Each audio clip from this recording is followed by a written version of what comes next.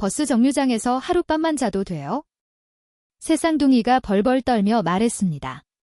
지금 버스가 안 다니는 시간인데 여기서 뭐 하니? 버스 정류장 의자를 비추자 7살 새쌍둥이가 서로를 껴안고 떨고 있었어요. 엄마 찾아가다가 길을 잃었어요. 너무 추워서 여기 앉았어요. 7살 아이들의 입에서 나온 말이었습니다. 하룻밤만요. 제발요. 그는 새쌍둥이의 모습을 보고 오열하고 말았습니다. 아이들의 손은 꽁꽁 얼어 있었어요. 이 새쌍둥이에게 대체 무슨 일이 있었던 걸까요? 그리고 재벌 회장은 왜 새쌍둥이를 보고 오열하게 된 걸까요? 안녕하세요. 무료로 할 수 있는 구독과 좋아요 버튼 눌러주세요. 오늘의 사연 지금 시작합니다. 강원도 깊은 산골 인적 드문 전원주택마을. 하늘에서는 눈이 실없이 쏟아지고 있었습니다. 바람은 살을 내는 듯 차가웠고 도로 위에는 벌써 눈이 10cm 넘게 쌓여 있었죠. 박태진 47살. 그는 양손에 장본 쇼핑백을 들고 차에 올라탔습니다. 시동을 걸자 와이퍼가 바쁘게 움직이기 시작했고 라디오에서는 기상캐스터의 목소리가 흘러나왔습니다. 오늘 밤 강원 산간 지역에 최대 20cm의 폭설이 예상됩니다. 태진은 라디오 소리를 줄이고 깊은 한숨을 내쉬었습니다. 5년 전까지만 해도 그는 한강그룹의 회장이었습니다. 대한민국 손꼽히는 재벌 총수였죠. 하지만 그해 겨울 갑작스러운 교통사고가 그의 모든 것을 앗아갔습니다. 사랑하는 아내와 7살 새쌍둥이 딸들, 네 식구가 행복하게 살던 가족이 단 하루 만에 사라져 버렸습니다. 아내는 현장에서, 세 딸은 병원으로 옮겨졌지만 결국 태진의 품에서 차례로 눈을 감았죠. 그 뒤로 태진은 모든 것을 내려놓았습니다. 한강그룹 회장 자리도, 서울의 화려한 삶과 사람들의 부러운 시선도, 그 어떤 것도 의미가 없어졌습니다. 아내와 함께 걸었던 거리, 딸들과 함께 갔던 놀이터, 다섯이서 함께 살던 집, 눈만 뜨면 가족의 흔적이 보였고 그때마다 가슴이 찢어지는 것 같았죠. 결국 그는 회장 직함을 동생에게 넘기고 강원도 깊은 산골에 작은 전원주택을 마련해 숨어들었습니다. 사람들 눈에 띄지 않는 곳, 아무도 자신을 모르는 곳에서 조용히 살고 싶었던 거예요. 집에 오면 텅 빈 방들이 그를 맞이했고 식탁에는 언제나 혼자 앉았습니다.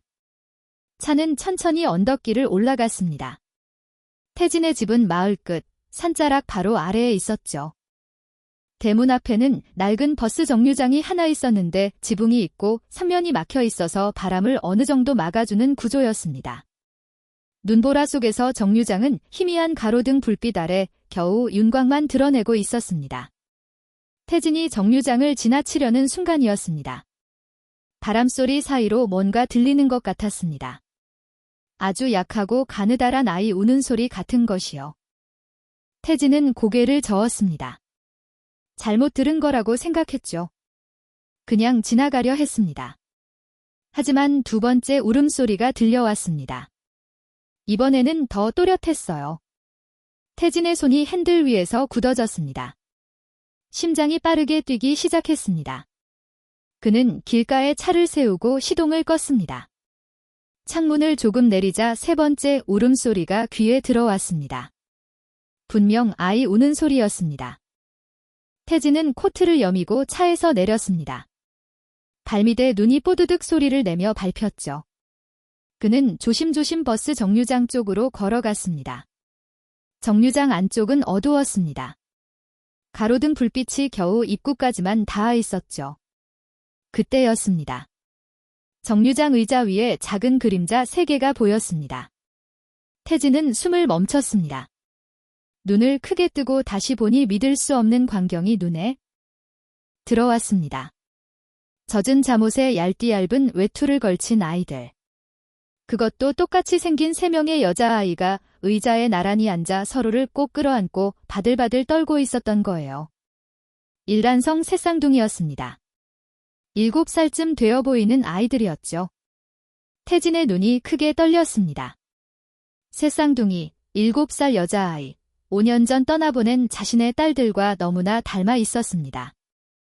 세 아이는 서로의 몸을 꼭 붙이고 있었습니다. 조금이라도 온기를 나누려는 것처럼요. 하지만 그 작은 몸들은 추위를 이기지 못하고 나뭇잎처럼 떨리고 있었습니다. 막내로 보이는 아이가 고개를 들었습니다. 입술이 파랗게 질려 달달 떨리고 있었고 커다란 눈에는 두려움과 간절함이 가득 담겨 있었습니다. 아저씨, 오늘 버스 정류장에서 하룻밤만 자도 돼요? 그 작은 목소리가 태진의 가슴을 찔렀습니다. 언니로 보이는 나머지 두 아이는 아무 말도 하지 못한 채 막내의 손을 꽉 쥐고 고개를 숙이고 있었습니다. 낯선 어른이 무서운 듯 눈도 마주치지 못했죠. 태진은 아이들 앞으로 다가가 자세히 살폈습니다. 손과 발이 빨갛게 부어 있었습니다. 동상 직전의 상태였죠. 양말도 신지 않은 맨발이 차가운 의자 위에서 오들오들 떨고 있었고 발가락은 이미 피부가 하얗게 변해 있었습니다. 너희 여기서 뭐 하고 있니? 엄마는 어디 계시니? 태진은 최대한 부드러운 목소리로 물었습니다. 아이들은 한참을 머뭇거렸습니다. 서로의 얼굴을 한 번씩 쳐다보더니 결국 막내가 작은 목소리로 대답했습니다. 엄마 없어요. 그 순간 태진의 머릿속을 번개처럼 스쳐 지나가는 장면이 있었습니다. 5년 전 장례식장 작은 관세개가 나란히 놓여있던 그날 딸들의 차가운 손을 번갈아 잡으며 울부짖던 기억이 갑자기 선명하게 떠올랐습니다. 태진의 가슴이 철렁 내려앉았습니다. 이대로 두면 이 아이들은 정말로 얼어 죽을 것입니다. 태진은 깊이 숨을 들이마시고 결심했습니다. 그는 입고 있던 두툼한 코트를 벗었습니다. 그리고 의자에 앉아있는 아이들에게 조심스럽게 코트를 둘러주었습니다. 아이들은 처음에 움찔하며 몸을 움츠렸습니다. 낯선 사람이 무서웠던 거죠. 하지만 코트에서 전해지는 따뜻한 온기를 느끼자 굳었던 어깨가 조금씩 풀리기 시작했습니다. 태진은 장바구니를 눈밭에 내려놓고 새아이의 손을 번갈아 잡았습니다. 아이들의 손은 얼음장처럼 차가웠습니다. 하지만 사람 손의 온기가 전해지자 아이들은 서서히 태진을 올려다 보았습니다. 아저씨 집이 바로 저기야. 잠깐만 들어가서 몸 좀 녹이자. 따뜻해지면 그 다음에 얘기하자. 다정하지만 단호한 목소리였습니다. 막내가 먼저 고개를 끄덕였습니다.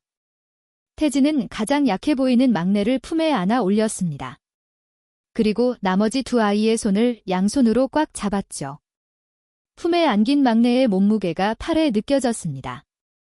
7살 치고는 너무나 가벼웠습니다. 제대로 먹지 못한 게 분명했어요. 대문 앞에 섰을 때 태진은 잠시 멈춰 섰습니다. 한 번은 집을, 한 번은 다시 버스 정류장을 돌아보았습니다. 만약 오늘이 아이들을 그냥 지나쳤다면 어떻게 됐을까요? 내일 아침 꽁꽁 얼어붙은 새 아이를 발견하게 됐을지도 모릅니다. 그 생각에 태진의 등줄기가 서늘해졌습니다. 5년 전 그는 가족을 지키지 못했습니다. 아내도 세 딸도 모두 떠나보냈습니다. 하지만 오늘은 다릅니다. 이 아이들은 자신의 집 앞에서 떨고 있었습니다. 마치 하늘이 보내준 것처럼요. 태진은 아이들을 꼭 안은 채 대문을 열었습니다. 그 순간 그의 마음속에서 무언가가 단단하게 자리 잡았습니다. 이번에는 놓치지 않겠다. 이 아이들만큼은 반드시 지키겠다. 5년 만에 처음으로 태진의 눈에 다시 빛이 돌아오기 시작했습니다.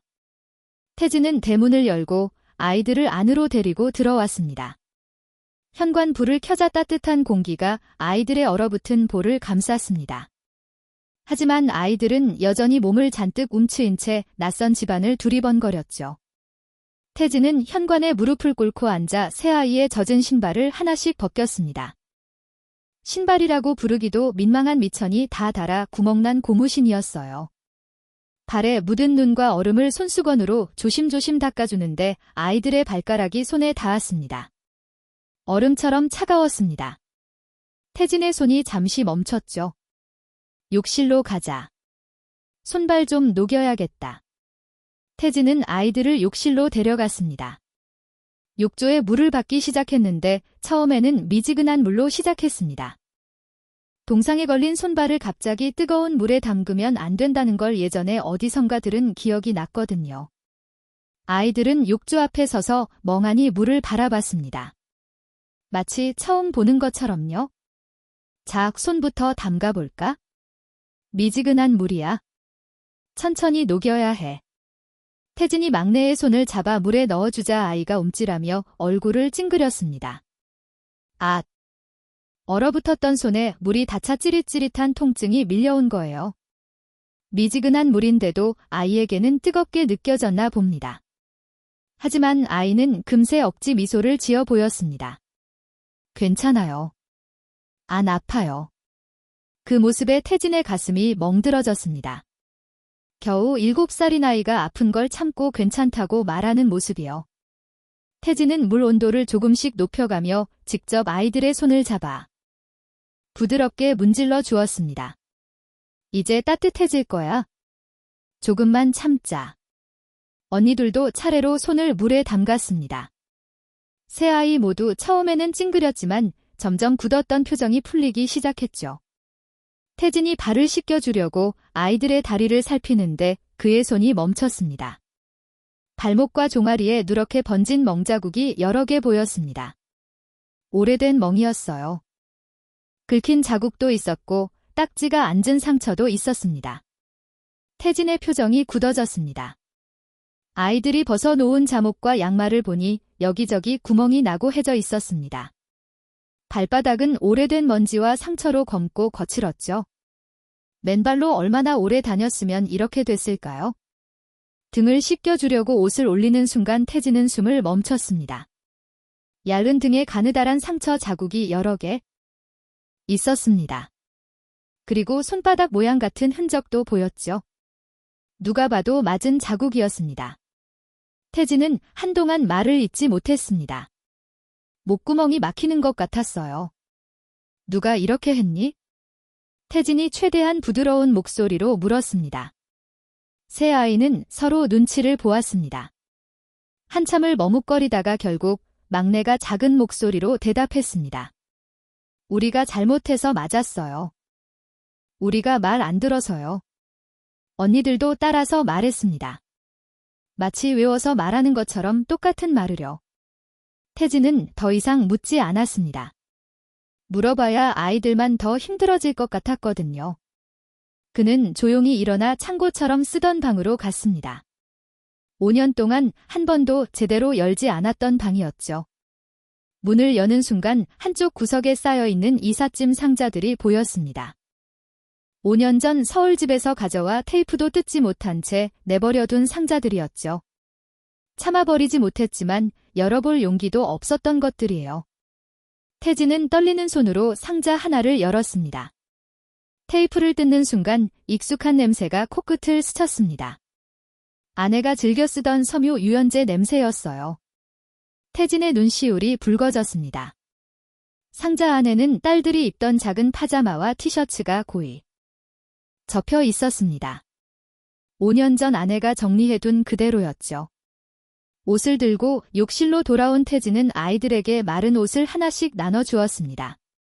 이거 입어. 따뜻할 거야. 사이즈가 딱 맞지는 않았습니다. 조금 크기도 하고 조금 작기도 했죠. 하지만 아이들은 처음으로 보송보송하고 깨끗한 옷을 입게 되었습니다. 태진은 거실 난방을 올리고 전기장판과 두꺼운 담요를 꺼내 바닥에 깔아 놓았습니다. 그리고 아이들을 잠시 앉혀놓고 부엌으로 향했죠. 냉장고를 열어 라면과 계란, 김치를 꺼냈습니다. 빵과 우유도 있었어요. 태진은 라면을 정성스럽게 끓이기 시작했습니다. 물이 끓을 때 면을 넣고 계란을 하나씩 톡톡 깨서 넣었죠. 그릇을 3개 가지런히 놓고 숟가락과 젓가락도 챙겼습니다. 식탁에 한 사람 앞에 한 그릇씩 라면을 놓자 새 아이의 눈이 동그래졌습니다. 김이 모락모락 나는 라면, 노른자가 반쯤 익은 계란, 아이들은 침을 꿀떡 삼켰지만 선뜻 손을 대지 못했습니다. 왜 안 먹어? 배고프지 않니? 태진이 물었습니다. 그러자 막내가 조용히 말했습니다. 우리는 더러워서 안 만져도 돼요? 태진은 그 말을 이해하지 못했습니다. 뭐라고? 숟가락 쓰면 안 돼요. 손으로 먹어야 돼요? 그 말에 태진의 가슴이 철렁 내려앉았습니다. 도대체 어떤 곳에서 살았으면 7살 아이가 이런 말을 할까요? 숟가락도 못 쓰게 하고 더럽다고 했다는 건가요? 태진은 최대한 부드러운 목소리로 말했습니다. 여긴 너희 집이야. 깨끗이 씻었잖아. 숟가락 써도 되고 천천히 먹어도 돼. 아무도 안 뺏어가. 아이들은 서로를 쳐다보았습니다. 그리고 조심스럽게 숟가락을 들었죠. 하지만 아이들은 천천히 먹지 못했습니다. 라면을 허겁지겁 입에 넣고 국물을 후루룩 마시고 계란도 한 입에 삼켰습니다. 숨도 제대로 쉬지 못하면서요. 고개를 들 때마다 눈동자가 주변을 살폈습니다. 누가 빼앗아 갈까 봐 두려운 것처럼요. 천천히 먹어. 제발. 태진이 몇 번이나 말했지만 첫째 나래가 묵묵히 대답했습니다. 빨리 먹어야 안 뺏겨요. 그 한마디에 아이들이 어떤 삶을 살아왔는지가 고스란히 드러났습니다. 태진은 더 이상 참을 수 없었습니다. 아이들이 라면에 정신이 팔려있는 틈을 타 그는 슬쩍 자리에서 일어났습니다. 그리고 복도 끝 화장실로 들어가 조용히 문을 닫았습니다. 거울 속에 비친 자신의 얼굴이 보였습니다. 눈이 빨갛게 충혈되어 있었죠. 5년 전 기억이 떠올랐습니다. 병원 복도에서 딸들의 이름을 부르며 무너졌던 그날, 아내의 손을 잡고 오열했던 그 순간, 태진은 세면대 가장자리를 꽉 잡고 어깨를 떨었습니다. 그때도 아이들을 제대로 지키지 못했는데 자책이 마음을 후벼 팠습니다. 하지만 지금은 울고 있을 때가 아니었습니다. 거실에 새아이가 기다리고 있으니까요. 태진은 찬물로 얼굴을 씻고 숨을 깊이 들이마신 뒤 거실로 나왔습니다. 새아이는 이미 라면을 다 먹고 있었습니다. 그런데 이상한 광경이 눈에 들어왔죠. 아이들은 빈 그릇을 두 손으로 꼭 끌어안고 있었습니다. 졸린 눈을 비비면서도 그릇을 손에서 놓지 못하고 있었어요. 마치 누가 빼앗아 갈까 봐 지키고 있는 것처럼요. 태진의 코끝이 찡해졌습니다. 그는 아이들에게 다가가 조심스럽게 그릇을 받아들었습니다. 이제 자자. 내일 아침에 또 해줄게. 걱정 마. 아이들은 그제야 손을 놓았습니다. 눈꺼풀이 무거워 보였어요. 태진은 소파와 카페트 뒤에 담요를 깔고 아이들을 나란히 눕혔습니다. 머리맡에 베개를 놓아주고 따뜻한 담요를 몸까지 덮어주었죠. 세 아이는 서로의 손을 꼭 잡은 채 눈을 감았습니다. 그리고 몇 분 지나지 않아 깊은 잠에 빠졌습니다. 태진은 난방 온도를 한 번 더 확인하고 거실을 어둡게 줄였습니다. 그리고 밤새 거실을 서성이며 새아이 곁을 지켰습니다. 창밖에서는 여전히 눈이 내리고 있었습니다. 하지만 집안은 따뜻했죠. 잠든 아이들의 얼굴을 바라보며 태진은 생각했습니다. 이 아이들에게 무슨 일이 있었던 걸까? 누가 이렇게 만든 걸까? 그리고 또 한 가지, 이 아이들을 어떻게든 지켜야겠다는 생각이 그의 마음속에 더 깊이 뿌리를 내리고 있었습니다. 다음 날 아침이 밝았습니다. 태진은 부엌에서 냄비를 올려죽을 끓이기 시작했습니다. 쌀을 씻어 물에 불리고 약한 불에서 천천히 저어가며 끓였죠. 속이 편한 음식이 아이들에게 좋을 것 같았거든요. 예전에는 아내와 딸들을 위해 자주 했던 일이었습니다. 하지만 사고 이후로는 거의 해본 적이 없었죠. 혼자 먹는 밥은 대충 때우기 일쑤였으니까요. 그런데 오늘은 달랐습니다. 누군가를 위해 음식을 만다는 게 이렇게 마음이 따뜻해지는 일이었다는 걸 태진은 오랜만에 느꼈습니다. 부엌 문틈 사이로 작은 얼굴 3개가 보였습니다. 새 아이가 살짝 고개만 내밀고 이쪽을 바라보고 있었죠. 일어났구나. 어서 와서 같이 먹자. 태진이 웃으며 손짓하자 아이들은 눈치를 보며 식탁 앞으로 나왔습니다. 어젯밤보다는 얼굴색이 조금 좋아 보였어요. 죽 그릇을 3개 놓고 숟가락도 하나씩 챙겨주었습니다. 아이들은 여전히 먼저 손을 대지 못하고 태진이 먼저 먹는 걸 확인한 뒤에야 조심스럽게 숟가락을 들었습니다. 죽을 먹으면서 태진은 부드러운 목소리로 물었습니다. 이름이 뭐니? 아저씨한테 알려줄 수 있어? 세 아이는 서로를 한번 바라보았습니다. 눈빛으로 무언가를 확인하는 것 같았죠. 그러더니 첫째로 보이는 아이가 먼저 입을 열었습니다. 나래예요. 하나윤이에요. 하나솔이요. 저희 7살이에요. 세 아이가 차례로 작은 목소리로 소개했습니다. 태진은 고개를 살짝 갸웃했습니다. 나래, 하나윤, 하나솔, 다 한씨네. 아빠 성이 아니라 엄마 성을 썼구나. 그 말에 아이들의 표정이 잠시 어두워졌습니다. 고개를 떨구더니 첫째 나래가 낮은 목소리로 대답했습니다. 아빠는요. 우리가 기억도 못할 때 사고로 먼저 하늘나라 갔대요. 그래서 엄마가 우리를 지키려고 엄마 성으로 바꿔주셨대요. 태진은 숟가락을 내려놓고 아이들을 바라보았습니다.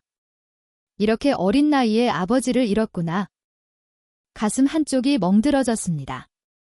그럼 엄마랑 셋이서 살았니? 나래가 고개를 끄덕였습니다. 네, 엄마랑 셋이서 살았어요. 근데 하나윤이가 대신 말을 이었습니다. 엄마도 많이 아프셨어요. 병원에 오래 계시다가 결국 우리만 남았어요. 막내 하나솔의 눈에 눈물이 고였습니다.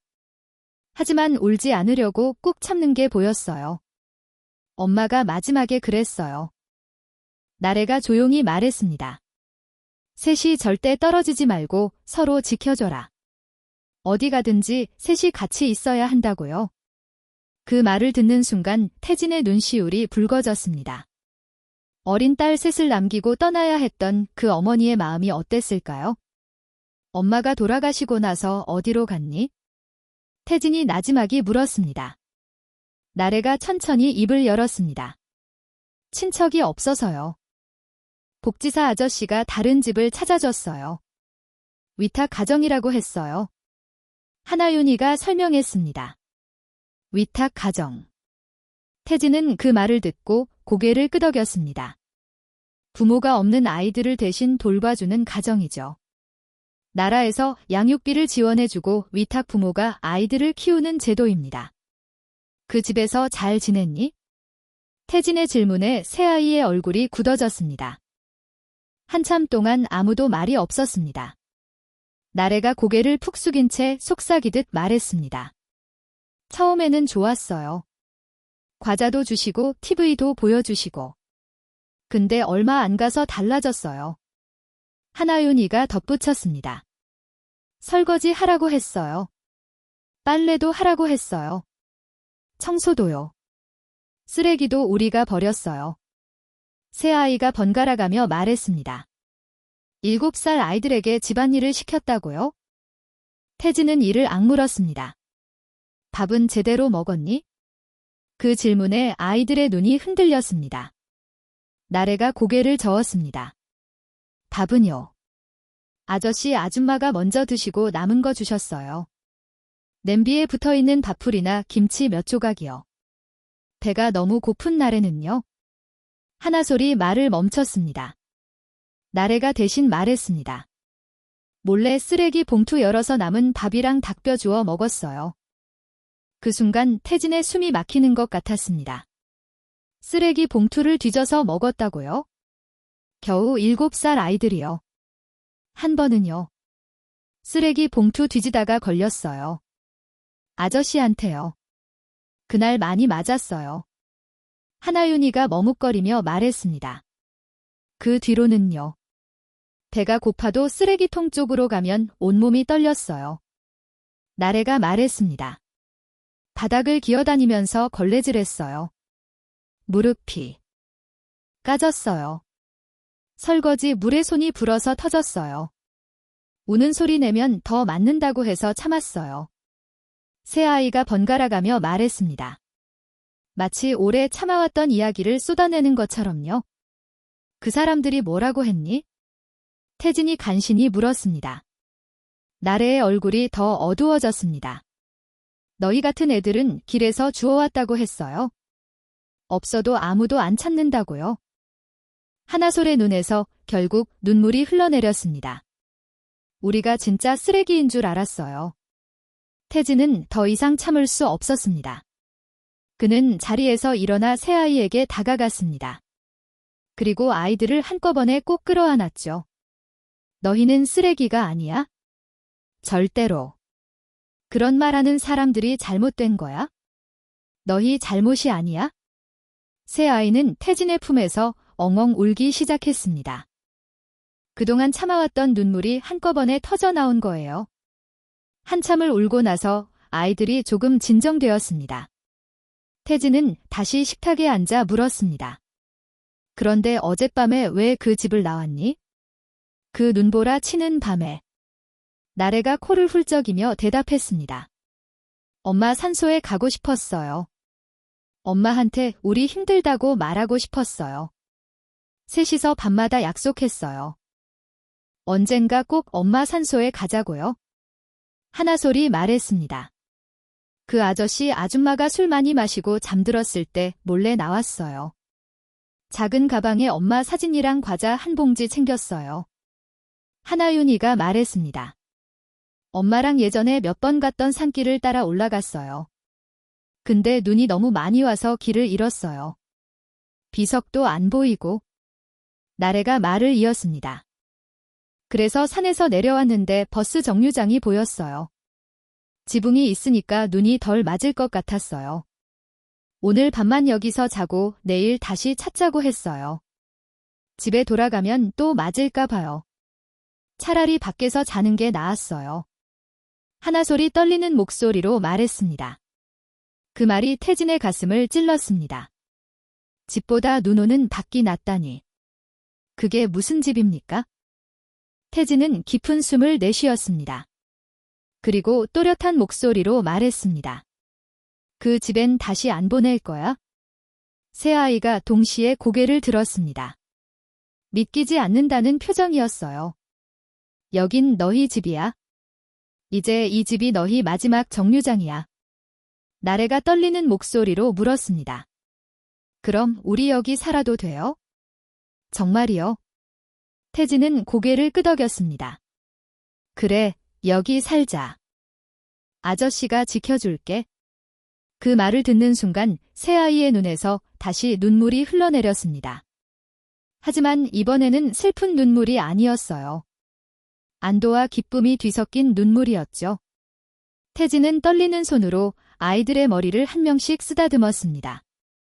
그 손끝에는 굳은 결심이 담겨 있었습니다.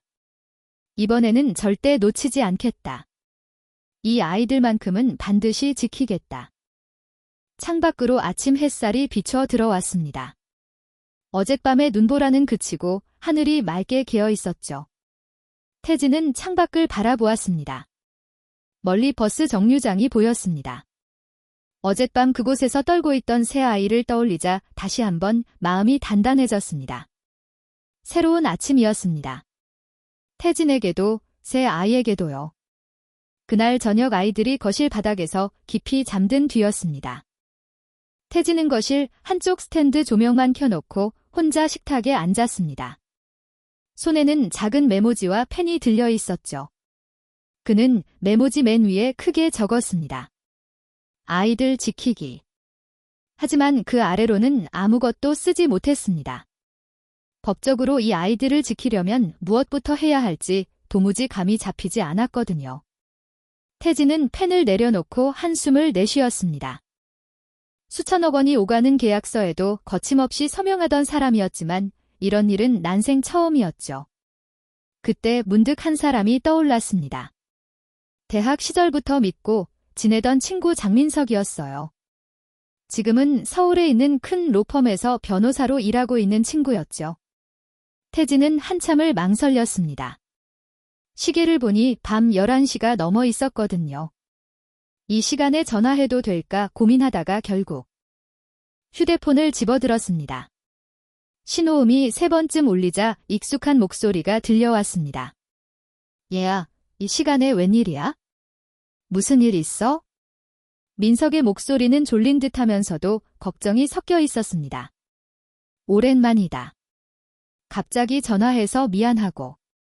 태진은 잠시 말을 멈췄다가 농담처럼 말을 꺼냈습니다. 나의 셋을 주었어.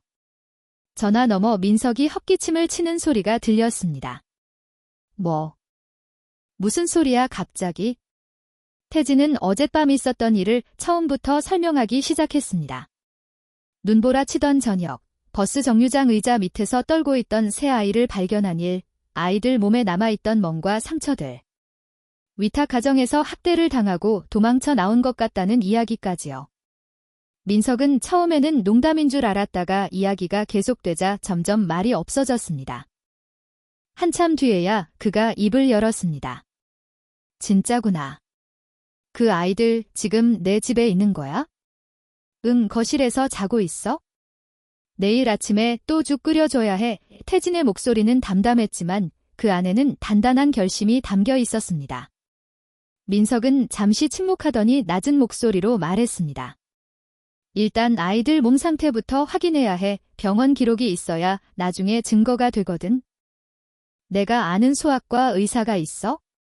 김소연이라고 왕진도 다니는 선생님이야. 내일 연락해 볼게.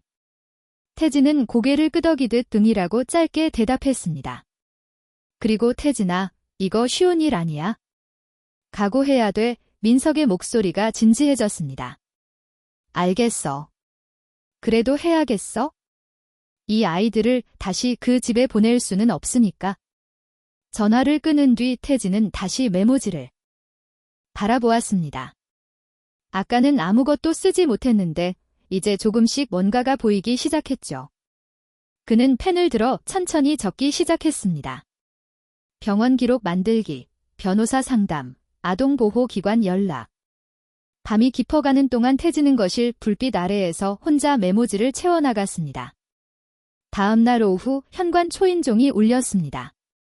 태진이 문을 열자 작은 가방을 든 중년 여성이 서 있었습니다. 단정한 머리에 부드러운 인상을 가진 사람이었죠. 바로 민석이 소개해준 소아과 의사 김소연이었습니다. 소연은 현관에 들어서자마자 거실 쪽을 바라보았습니다.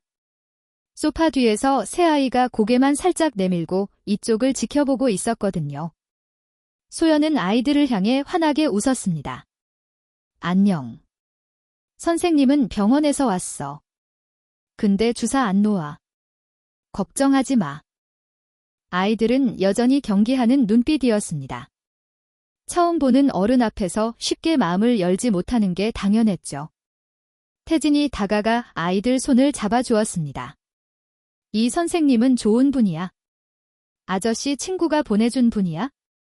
몸이 아픈데 없는지 봐주시는 거야? 태진의 말에 아이들은 조심스럽게 소파 뒤에서 나왔습니다. 나래가 먼저 나오고 하나윤과 하나솔이 그 뒤를 따랐죠. 소연은 가방에서 청진기를 꺼내며 말했습니다. 자, 누가 먼저 해볼까? 가슴이랑 등에 이거 대면 심장 소리가 들려. 신기하지? 나래가 떨리는 목소리로 대답했습니다. 저 먼저 할게요. 소연은 나래의 가슴과 등에 청진기를 대고 조용히 들었습니다. 그러다 팔을 걷어 올리자 팔뚝에 남아있는 멍자국이 보였습니다. 소연의 표정이 살짝 굳어졌습니다. 하지만 아이 앞에서 내색하지 않고 부드러운 목소리로 물었습니다. 여기 좀 아팠겠다. 어디서 다쳤어? 나래는 고개를 숙인 채 대답하지 못했습니다. 소연은 더 캐묻지 않고 다리와 발목도 살펴보았습니다.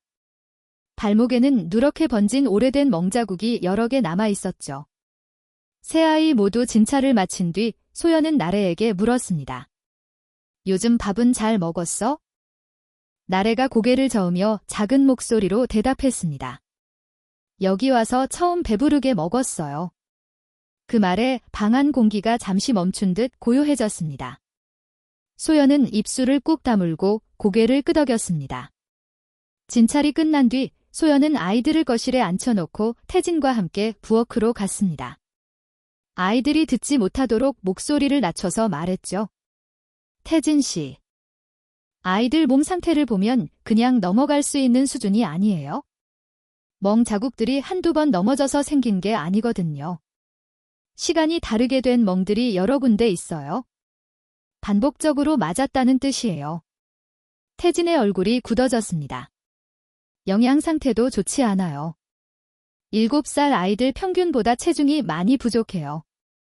제대로 먹지 못했다는 증거죠. 소연은 가방에서 서류를 꺼내며 말했습니다. 제가 진찰 기록을 정리해서 보내드릴게요. 나중에 법적으로 필요할 수 있으니까요. 태진은 고개를 숙여 인사했습니다. 감사합니다.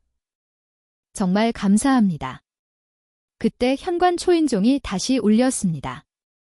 민석이 도착한 거였죠? 민석은 문을 열자마자 태진을 꼭 안았습니다. 대학 시절부터 30년 가까이 알고 지낸 친구였으니까요. 직접 와 봐야 할 것 같아서. 전화로만 들으니까 감이 안 잡히더라고. 민석은 거실로 들어서다가 소연을 발견하고 가볍게 고개를 숙였습니다. 소연 선생님, 급하게 부탁드렸는데 와주셔서 감사합니다. 아니에요. 장 변호사님이 연락 주셔서 바로 왔죠. 아이들 상태가 생각보다 심각해요. 소연이 짧게 대답했습니다. 민석은 거실로 들어가 아이들을 바라보았습니다. 세 아이는 소파에 나란히 앉아 조용히 그림을 그리고 있었죠. 민석은 한참 동안 말없이 아이들을 지켜보다가 태진에게 고개를 돌렸습니다. 쟤들이구나. 생각보다 더 어리네. 민석은 소연에게서 진찰 내용을 듣고 난 뒤 식탁에 앉아 서류를 펼쳤습니다. 사진과 기록, 아이들 말까지 다 모으면 큰 힘이 돼. 하지만 법이 항상 아이 편은 아니야. 태진은 이 말을 찌푸렸습니다. 그게 무슨 말이야? 민석이 한숨을 쉬며 설명했습니다. 지금 저 사람들이 아이들의 위탁 부모잖아. 법적으로는 아이들을 맡고 있는 보호자야. 아무 준비 없이 싸우면 오히려 우리가 불리할 수도 있어. 태진의 목소리가 높아졌습니다. 그래도 해야 해. 이 아이들을 다시 그 집에 돌려보내는 일은 절대 없어. 민석은 친구의 눈을 바라보았습니다. 그 눈빛 속에 담긴 결심을 읽고 천천히 고개를 끄덕였습니다. 알았어.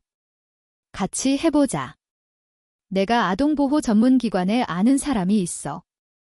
윤지은이라고 경험 많은 직원이야. 지금 바로 연락해 볼게. 민석은 휴대폰을 꺼내 전화를 걸었습니다. 지은 씨, 나 장민석이에요. 급한 건이 하나 있는데, 네, 지금 말씀드려도 될까요? 전화 너머 여자 목소리가 들렸습니다. 민석은 아이들 상황을 간략하게 설명했습니다. 잠시 후 민석이 전화를 끊으며 말했습니다. 내일 직접 이 집에 방문하겠대. 사진과 의사소견, 아이들 말까지 모이면 긴급보호 신청을 해볼 수 있다고 해. 태진은 처음으로 얼굴에 안도의 빛이 스쳤습니다. 부엌 문틈에서 어른들 대화를 엿듣던 아이들이 보였습니다. 태진이 눈을 마주치고 미소를 보내자 아이들은 그제야 조금 안심한 표정으로 거실로 돌아갔습니다. 소연과 민석, 그리고 태진 세 사람은 식탁에 둘러앉아 해야 할 일을 하나씩 적어나갔습니다. 상처 사진 찍기, 진찰 기록 정리, 아이들 말 녹음, 위탁 부모 정보 확인. 메모지에 할 일 목록이 줄줄이 적혔습니다. 태진은 메모지를 바라보며 씁쓸하게 웃었습니다. 회사 일보다 더 복잡하네. 민석이 어깨를 두드리며 말했습니다. 이번 일은 돈으로 빨리 끝나는 일이 아니야. 오래 버티는 싸움이 될 거야. 그래도 끝까지 같이 가보자. 소연도 고개를 끄덕였습니다. 저도 필요하면 언제든 도와드릴게요. 아이들 건강관리도 계속 봐드릴 테니까요. 두 사람이 돌아간 뒤 태진은 혼자 식탁에 앉아 메모지를 다시 읽어보았습니다. 그래, 이번엔 도망치지 말자. 그는 조용히 중얼거렸습니다.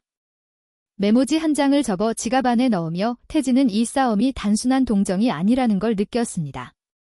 이건 자기 인생을 다시 걸어보는 싸움이 될 거라고요. 창밖으로 달빛이 비춰 들어왔습니다. 거실에서는 새 아이의 고른 숨소리가 들렸습니다. 태진은 그 소리를 들으며 오랜만에 마음이 단단해지는 걸 느꼈습니다. 며칠 뒤 해가 지기 전 어스름한 시간이었습니다. 그 며칠 사이에 일이 있었습니다. 윤지은이 아동보호 전문기관을 통해 긴급보호 신청을 넣었고 구청에서는 위탁 부모인 최만수와 오미영에게 공식 통보를 보냈습니다. 아이들이 현재 다른 곳에서 보호받고 있으며 학대 의심 정황으로 조사가 진행될 예정이라는 내용이었죠. 통보서에는 아이들을 보호하고 있는 사람의 이름과 주소가 적혀 있었습니다. 박태진, 한강그룹 전 회장. 그 이름을 본 순간 만수와 미영의 눈이 번쩍였습니다. 재벌이잖아. 이거 제대로 걸렸네. 두 사람은 조사가 본격적으로 시작되기 전에 먼저 움직이기로 했습니다. 돈 많은 사람한테서 한몫 뜯어내자는 계산이었죠. 그날 오후 전원주택 입구로 검은 외제차 한 대가 천천히 올라왔습니다. 타이어가 자갈을 밟는 소리가 조용한 산골 마을에 또렷하게 울렸죠. 엔진 소리가 멈추자 갑자기 주변이 고요해졌습니다. 차가 집 앞에 멈춰서자 운전석 문이 열렸습니다. 거친 인상의 중년 남자가 내렸습니다. 눈매가 날카롭고 입꼬리가 비뚤어진 사람이었죠. 조수석에서는 입술을 딱 다문 중년 여자가 따라 내렸습니다. 차에서 내리면서 주변을 두리번거리는 모습이 마치 물건 값을 매기듯 집을 호시탐탐 보는 것 같았습니다. 둘 다 값비싼 패딩을 입고 있었고 구두는 반짝반짝 광이 났습니다. 정부에서 아이들 양육비로 받은 돈이 어디로 갔는지 한눈에 알 수 있는 차림새였죠. 손목에는 금색 시계가 번쩍였고 여자의 손가락에는 커다란 반지가 끼워져 있었습니다. 바로 최만수와 오미영. 새 아이를 위탁 맡았던 부부였습니다. 그 시간 거실 창가에서는 새 아이가 그림을 그리고 있었습니다. 나래는 토끼를 그리고 하나유는 꽃을 그리고 하나솔은 태진 아저씨 얼굴을 그리고 있었죠. 색연필이 사각사각 소리를 내며 종이 위를 달렸습니다. 며칠 만에 처음으로 평화로운 오후였어요. 그런데 하나솔이 문득 창밖을 바라보다가 굳어버렸습니다. 색연필이 손에서 떨어졌습니다. 통통 소리를 내며 바닥을 굴렀죠. 언니. 하나솔의 목소리가 떨렸습니다. 나래와 하나윤도 고개를 들어 창밖을 보았습니다. 검은 차에서 내리는 두 사람의 모습이 보였죠. 새 아이의 얼굴이 하얗게 질렸습니다. 나래의 손이 덜덜 떨리기 시작했고 하나윤은 숨을 멈춘 것처럼 굳어버렸습니다. 저 사람들이야? 나래가 속삭이듯 말했습니다. 목소리가 바람 빠진 풍선처럼 작았죠. 새 아이는 동시에 창문 밑으로 몸을 숨겼습니다. 심장이 쿵쾅쿵쾅 뛰었어요. 손이 벌벌 떨렸습니다. 하나솔은 울음을 참느라 입술을 꽉 깨물었고 그 입술 사이로 작은 흐느낌이 새어나왔습니다. 우리 찾으러 온 거야? 어떻게? 하나윤이 겁에 질린 목소리로 말했습니다. 그때 초인종이 울렸습니다. 딩동. 태진은 부엌에서 저녁 준비를 하다가 고개를 들었습니다. 이 산골까지 찾아오는 손님이라니 누굴까 싶었죠. 택배기사도 잘 안 오는 외진 곳인데 말이에요. 인터폰 화면을 켜자 낯선 두 사람의 얼굴이 보였습니다. 남자가 카메라를 뚫어지게 쳐다보며 입을 열었습니다. 애들 찾으러 왔습니다. 태진의 눈빛이 날카로워졌습니다. 아이들이 말했던 그 사람들이구나. 그는 잠시 숨을 고른 뒤 현관으로 향했습니다. 걸음을 옮기면서 주먹을 꽉 쥐었다 폈다를 반복했습니다. 문을 열자 최만수와 오미영이 억지 웃음을 지으며 서 있었습니다. 웃고 있었지만 눈은 웃지 않았죠. 차갑고 계산적인 눈빛이었습니다. 회장님이시죠? 저희가 애들 부모입니다. 많이 놀라셨죠? 만수가 능글맞게 말했습니다. 목소리에는 기름기가 잔뜩 묻어 있었죠. 우리 집에서 잠깐 가출한 거예요. 애들이 철이 없어서 그래요. 걱정 끼쳐드려서 죄송합니다. 미영이 덧붙였습니다. 마치 아무 일도 없었다는 듯한 태도였죠. 손을 모으고 고개를 살짝 숙이는 모습이 연극처럼 어색했습니다. 데리러 왔어요. 애들 좀 불러주시겠어요? 만수가 집안을 힐끗 들여다보며 말했습니다. 눈이 거실 구석구석을 훑죠. 비싼 가구와 넓은 공간을 보더니 눈빛이 반짝였습니다. 그 순간 거실 안에서 작은 비명 소리가 들렸습니다. 소파 뒤에 숨어있던 아이들이었죠. 저 사람들이에요? 아저씨, 저 사람들이에요? 나래가 떨리는 목소리로 속삭였습니다. 새 아이는 소파 뒤에 몸을 잔뜩 웅크리고 있었습니다. 마치 작은 동물들이 포식자를 피해 숨은 것처럼요. 하나솔은 두 손으로 귀를 막고 있었고 하나유는 눈을 꼭 감고 있었습니다. 태진은 그 모습을 보았습니다. 가슴이 찢어지는 것 같았죠. 저렇게 겁에 질린 아이들을 저 사람들에게 돌려보낼 수는 없었습니다. 그는 다시 현관 쪽을 바라보며 차분하게 말했습니다. 아이들이 집에 돌아가기 싫다고 하던데요. 만수의 얼굴에서 억지 웃음이 사라졌습니다. 눈빛이 날카로워졌죠. 가면이 벗겨지는 순간이었습니다. 회장님, 우리가 구청에서 정식으로 위탁받은 애들이에요. 법적으로 보호자는 우리란 말입니다. 만수가 한 걸음 앞으로 다가왔습니다. 목소리가 높아졌죠. 애들 당장 내놓으세요. 그러면서 몸을 앞으로 내밀며 집 안으로 들어오려 했습니다. 어깨로 문을 밀치려는 기세였죠. 태진은 한 걸음 앞으로 나섰습니다. 두 팔을 벌려 길을 막았죠. 키가 크고 어깨가 넓은 태진의 몸이 현관을 완전히 가렸습니다.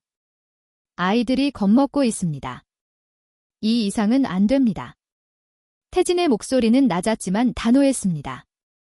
눈빛에는 절대 물러서지 않겠다는 의지가 담겨 있었죠. 만수는 한 발짝 물러섰습니다. 태진의 눈빛에 기가 눌린 것 같았어요. 하지만 곧 표정을 바꿨습니다. 비열한 미소가 입가에 번졌죠. 회장님, 그렇게 나오시면 저희도 할 말이 있어요. 만수가 슬쩍 웃으며 말했습니다. 목소리를 낮추더니 주변을 살폈죠. 마치 비밀 거래를 제안하는 것처럼요. 회장님 같은 분이 애 키우기 쉽겠습니까? 저희도 힘들어서 그런 거예요. 애들이 워낙 말을 안 들어서. 태진은 대답하지 않았습니다. 차가운 눈으로 만수를 바라볼 뿐이었죠. 만수는 목소리를 더 낮추며 말을 이었습니다. 이렇게 하시죠.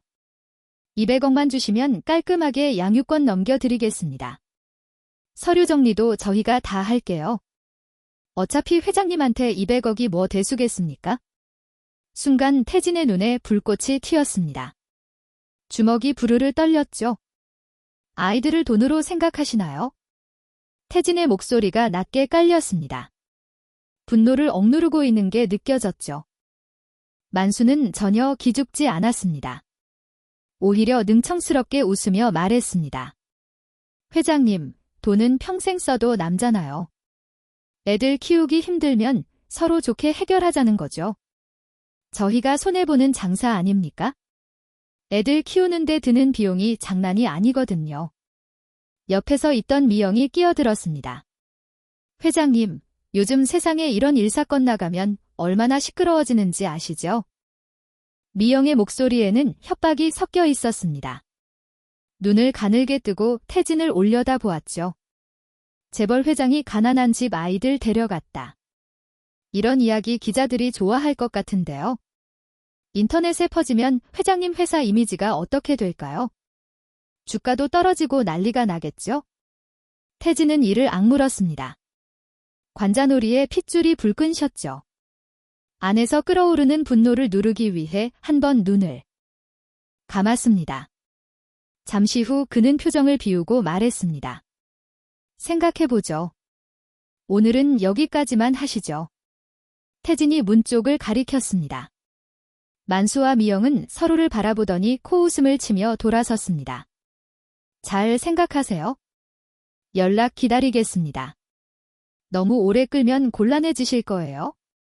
만수가 마지막으로 내뱉고 두 사람은 현관을 나갔습니다. 구두 소리가 멀어져 갔죠? 문이 닫히는 순간 소파 뒤에서 울음소리가 터져 나왔습니다. 아저씨. 새아이가 울면서 태진에게 달려왔습니다.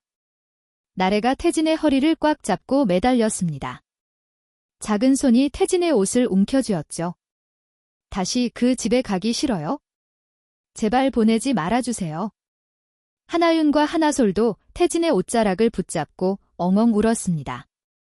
저 사람들 무서워요. 또 맞을 거예요. 밥도 안 줄 거예요. 태진은 무릎을 꿇고 새 아이를 품에 꼭 끌어안았습니다.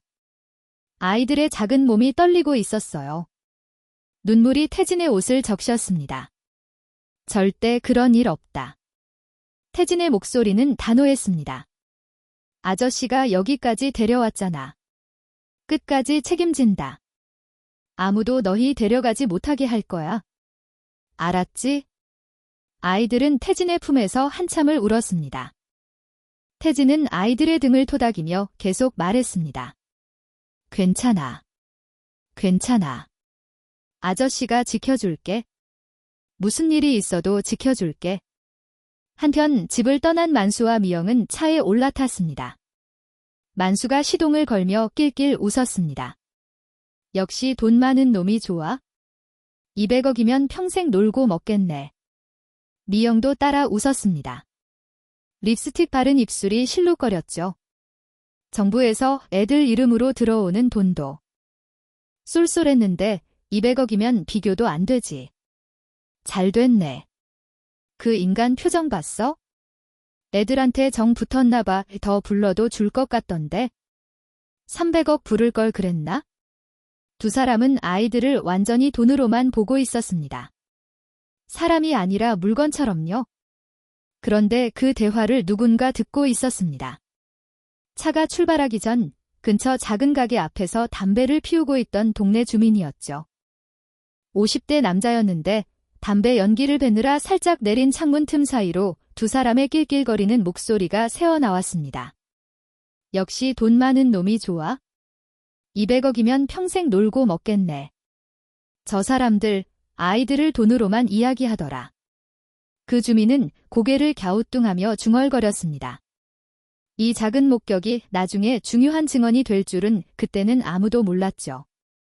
차가 떠난 뒤 태진은 아이들을 거실 소파에 앉히고 따뜻한 우유를 데워 주었습니다. 아이들은 여전히 눈물 자국이 남아 있었지만 조금씩 진정되고 있었습니다. 태진은 아이들 머리를 쓰다듬으며 말했습니다. 오늘은 일찍 자. 내일 아침에 맛있는 거 해줄게. 아이들이 방으로 들어간 뒤 태진은 곧바로 휴대폰을 꺼냈습니다. 민석에게 전화를 걸었죠. 신호음이 2번 울리자 민석이 받았습니다. 태진아, 무슨 일이야? 오늘 저 사람들이 찾아왔어. 태진의 목소리는 낮고 단단했습니다. 200억을 요구하면서 아이들을 돈으로 팔겠다고 하더라. 언론에 흘리겠다고 협박도 하고. 전화 너머 민석이 한숨을 쉬는 소리가 들렸습니다. 예상했던 대로네. 저런 인간들이야? 민석이 말을 이었습니다. 저 아이들을 다시는 저런 사람들 손에 넘기면 안 돼. 태진의 목소리에는 흔들림이 없었습니다. 알았어. 내일 아침에 바로 움직인다. 증거 모으고 경찰에도 연락할게. 이번엔 확실하게 끝내자. 전화를 끊은 뒤 태진은 창밖을 바라보았습니다. 어둠이 내린 산골 마을이 보였죠. 별이 하나둘 떠오르고 있었습니다. 그는 주먹을 꽉 쥐며 속으로 다짐했습니다. 이번엔 절대 지지 않는다. 무슨 일이 있어도 저 아이들을 지킨다. 본격적인 싸움이 시작되려 하고 있었습니다. 다음 날 아침 민석은 일찍 사무실에 출근했습니다. 책상 위에는 어젯밤 태진에게서 들은 내용을 정리한 메모가 놓여 있었죠. 200억 요구, 언론 협박, 아이들 공포 반응. 메모를 다시 읽으며 민석의 표정이 굳어졌습니다. 이 정도면 확실히 끝장을 봐야 해. 민석은 사무실 후배 1명과 조사 경험이 많은 직원 1명을 불렀습니다. 세 사람은 곧바로 최만수와 오미영이 살던 동네로 향했죠. 차로 1시간 반쯤 달려 도착한 곳은 낡은 빌라와 작은 가게들이 늘어선 오래된 동네였습니다. 골목 사이로 빨래가 널려 있고 어디선가 라디오 소리가 흘러나왔죠. 민석 일행은 먼저 동네 슈퍼에 들렀습니다. 문을 열고 들어가자 계산대에 앉아있던 50대 아주머니가 고개를 들었습니다. 뭘 찾으세요? 민석은 명함을 건네며 조심스럽게 말을 꺼냈습니다. 저희가 아동 관련 사건을 조사하고 있는데요. 이 근처에 최만수, 오미영 부부 집에 아이들이 살았다고 들었습니다. 혹시 기억나시는 게 있으신가요? 아주머니의 표정이 묘하게 변했습니다. 한숨을 푹 내쉬더니 목소리를 낮췄죠. 그 집이요. 밤마다 애들 울음소리가 들렸어요. 처음엔 아이들이 투정 부리는가 보다 했는데 그게 아니더라고요. 아주머니는 잠시 말을 멈췄다가 이어 말했습니다. 근데 그 집 남자가 워낙 인상이 험악해서요. 눈만 마주쳐도 해칠까 봐 민석은 고개를 끄덕이며 물었습니다. 혹시 이 말씀을 녹음해도 될까요? 나중에 증거로 쓰일 수 있거든요. 아주머니는 잠시 망설이다가 고개를 끄덕였습니다. 그래요. 이제라도 도움이 된다면요. 그때 신고했어야 하는데. 아이들한테 미안해요. 민석팀은 녹음을 마치고 슈퍼를 나왔습니다. 다음으로 향한 곳은 골목 끝에 있는 작은 분식집이었죠. 분식집 사장은 40대 남자였습니다. 손님이 없는 시간이라 혼자 그릇을 닦고 있다가 민석 일행을 보고 의아한 표정을 지었습니다. 무슨 일이세요? 민석이 상황을 설명하자 사장의 얼굴이 어두워졌습니다. 그 애들 기억나요? 가게 문 닫을 무렵이었는데 셋이 몰래 쓰레기 봉투를 뒤지고 있더라고요. 사장은 그릇을 내려놓으며 말을 이었습니다. 처음엔 뭐 하냐 싶었는데 자세히 보니까 남은 음식을 찾고 있는 거요. 닭뼈 같은 거요. 그때 너무 안쓰러워서 떡볶이라도 한 접시 주고 싶었는데. 사장의 목소리가 떨렸습니다. 근데 그 집 사람들 눈치가 보여서 그러지 못했어요. 나중에 들으니까 누가 목격했다가 애들이 더 맞았다고 하더라고요. 그래서 선뜻 나서지 못했죠. 민석은 이 증언도 녹음하고 시간과 장소를 메모에 적었습니다. 세 번째로 찾아간 곳은 그 집 옆에 사는 할머니였습니다. 70대로 보이는 작은 마당에서 화분에 물을 주고 있었죠. 아이고, 그 애들 이야기예요. 할머니는 물뿌리개를 내려놓으며 한숨을 쉬었습니다. 겨울에도 얇은 잠옷 같은 옷 입고 마당을 기어다니면서 걸레질하더라고요. 무릎이 다 까져 있었어요. 그걸 보고 얼마나 마음이 아팠는지. 할머니의 눈가가 붉어졌습니다. 한 번은 남은 빵을 슬쩍 줬더니 며칠 뒤에 애들 얼굴에 멍이 더 들어있더라고요. 그 뒤로는 선뜻 나서지 못했어요. 내가 뭘 해줬다가 애들이 더 맞을까봐. 할머니는 앞치마로 눈물을 훔쳤습니다. 그때 경찰에 신고했어야 하는데 이 늙은이가 겁이 나서 그러지 못했어요. 애들한테 너무 미안해요. 민석은 할머니의 손을 잡아주며 말했습니다. 지금이라도 말씀해 주셔서 감사합니다. 이 증언이 아이들을 지키는데 큰 힘이 될 거예요. 증언 수집을 마친 민석팀은 근처 골목길과 상가의 CCTV를 확인하러 다녔습니다. 편의점, 부동산, 세탁소, 가게마다 찾아다니며 양해를 구하고 영상을 확인했죠. 그리고 마침내 결정적인 장면들을 찾아냈습니다. 늦은 밤 쓰레기 봉투를 뒤지는 새 아이의 모습. 눈 오는 날 얇은 옷차림으로 마당에 서 있는 아이들. 한겨울에 맨발로 현관 앞을 쓸고 있는 장면까지. 민석은 이 영상들을 USB에 담았습니다. 손이 부들부들 떨렸죠. 변호사로서 수많은 사건을 다뤄왔지만 이렇게 마음이 무거운 건 처음이었습니다. 사무실로 돌아온 후 민석은 또 다른 작업에 착수했습니다. 위탁 서류와 정보에서 아이들 이름으로 지급된 양육비 내역을 확인하는 일이었죠. 자료가 도착하자 민석은 하나씩 꼼꼼히 확인했습니다. 서류를 보니 매달 적지 않은 금액이 아이들 양육비라는 이름으로 들어오고 있었습니다. 새 아이 몫을 합치면 상당한 액수였죠. 그런데 그 돈이 어디로 갔는지 추적해보니 실제로는 카드가 술집, 노래방, 오락실 등으로 빠져나간 기록이 가득했습니다. 아이들을 위해 쓴 돈은 거의 없었어요. 민석은 이 내역을 큰 종이에 정리했습니다. 한쪽에는 들어온 돈, 다른 쪽에는 쓴 곳을 적어 아이들에게 써야 할 돈이 아이들을 위해 쓰이지 않았다는 사실이 한눈에 보이도록 만들었죠. 이 정도면 충분해. 민석은 자료처를 덮으며 중얼거렸습니다. 그는 곧바로 경찰에 연락했습니다. 그동안 모은 증언, CCTV 영상, 양육비 사용 내역, 의사소견서까지 모든 자료를 정리해서 제출했죠. 경찰은 자료를 검토한 뒤 결국 최만수와 오미영의 집으로 함께 가서 집안을 살피기로 결정했습니다. 경찰 2명과 민석이 그 집 앞에 도착했을 때 안수와 미영은 집에 있었습니다. 경찰이 영장을 보여주자 두 사람의 얼굴이 하얗게 질렸죠. 뭔데요? 갑자기.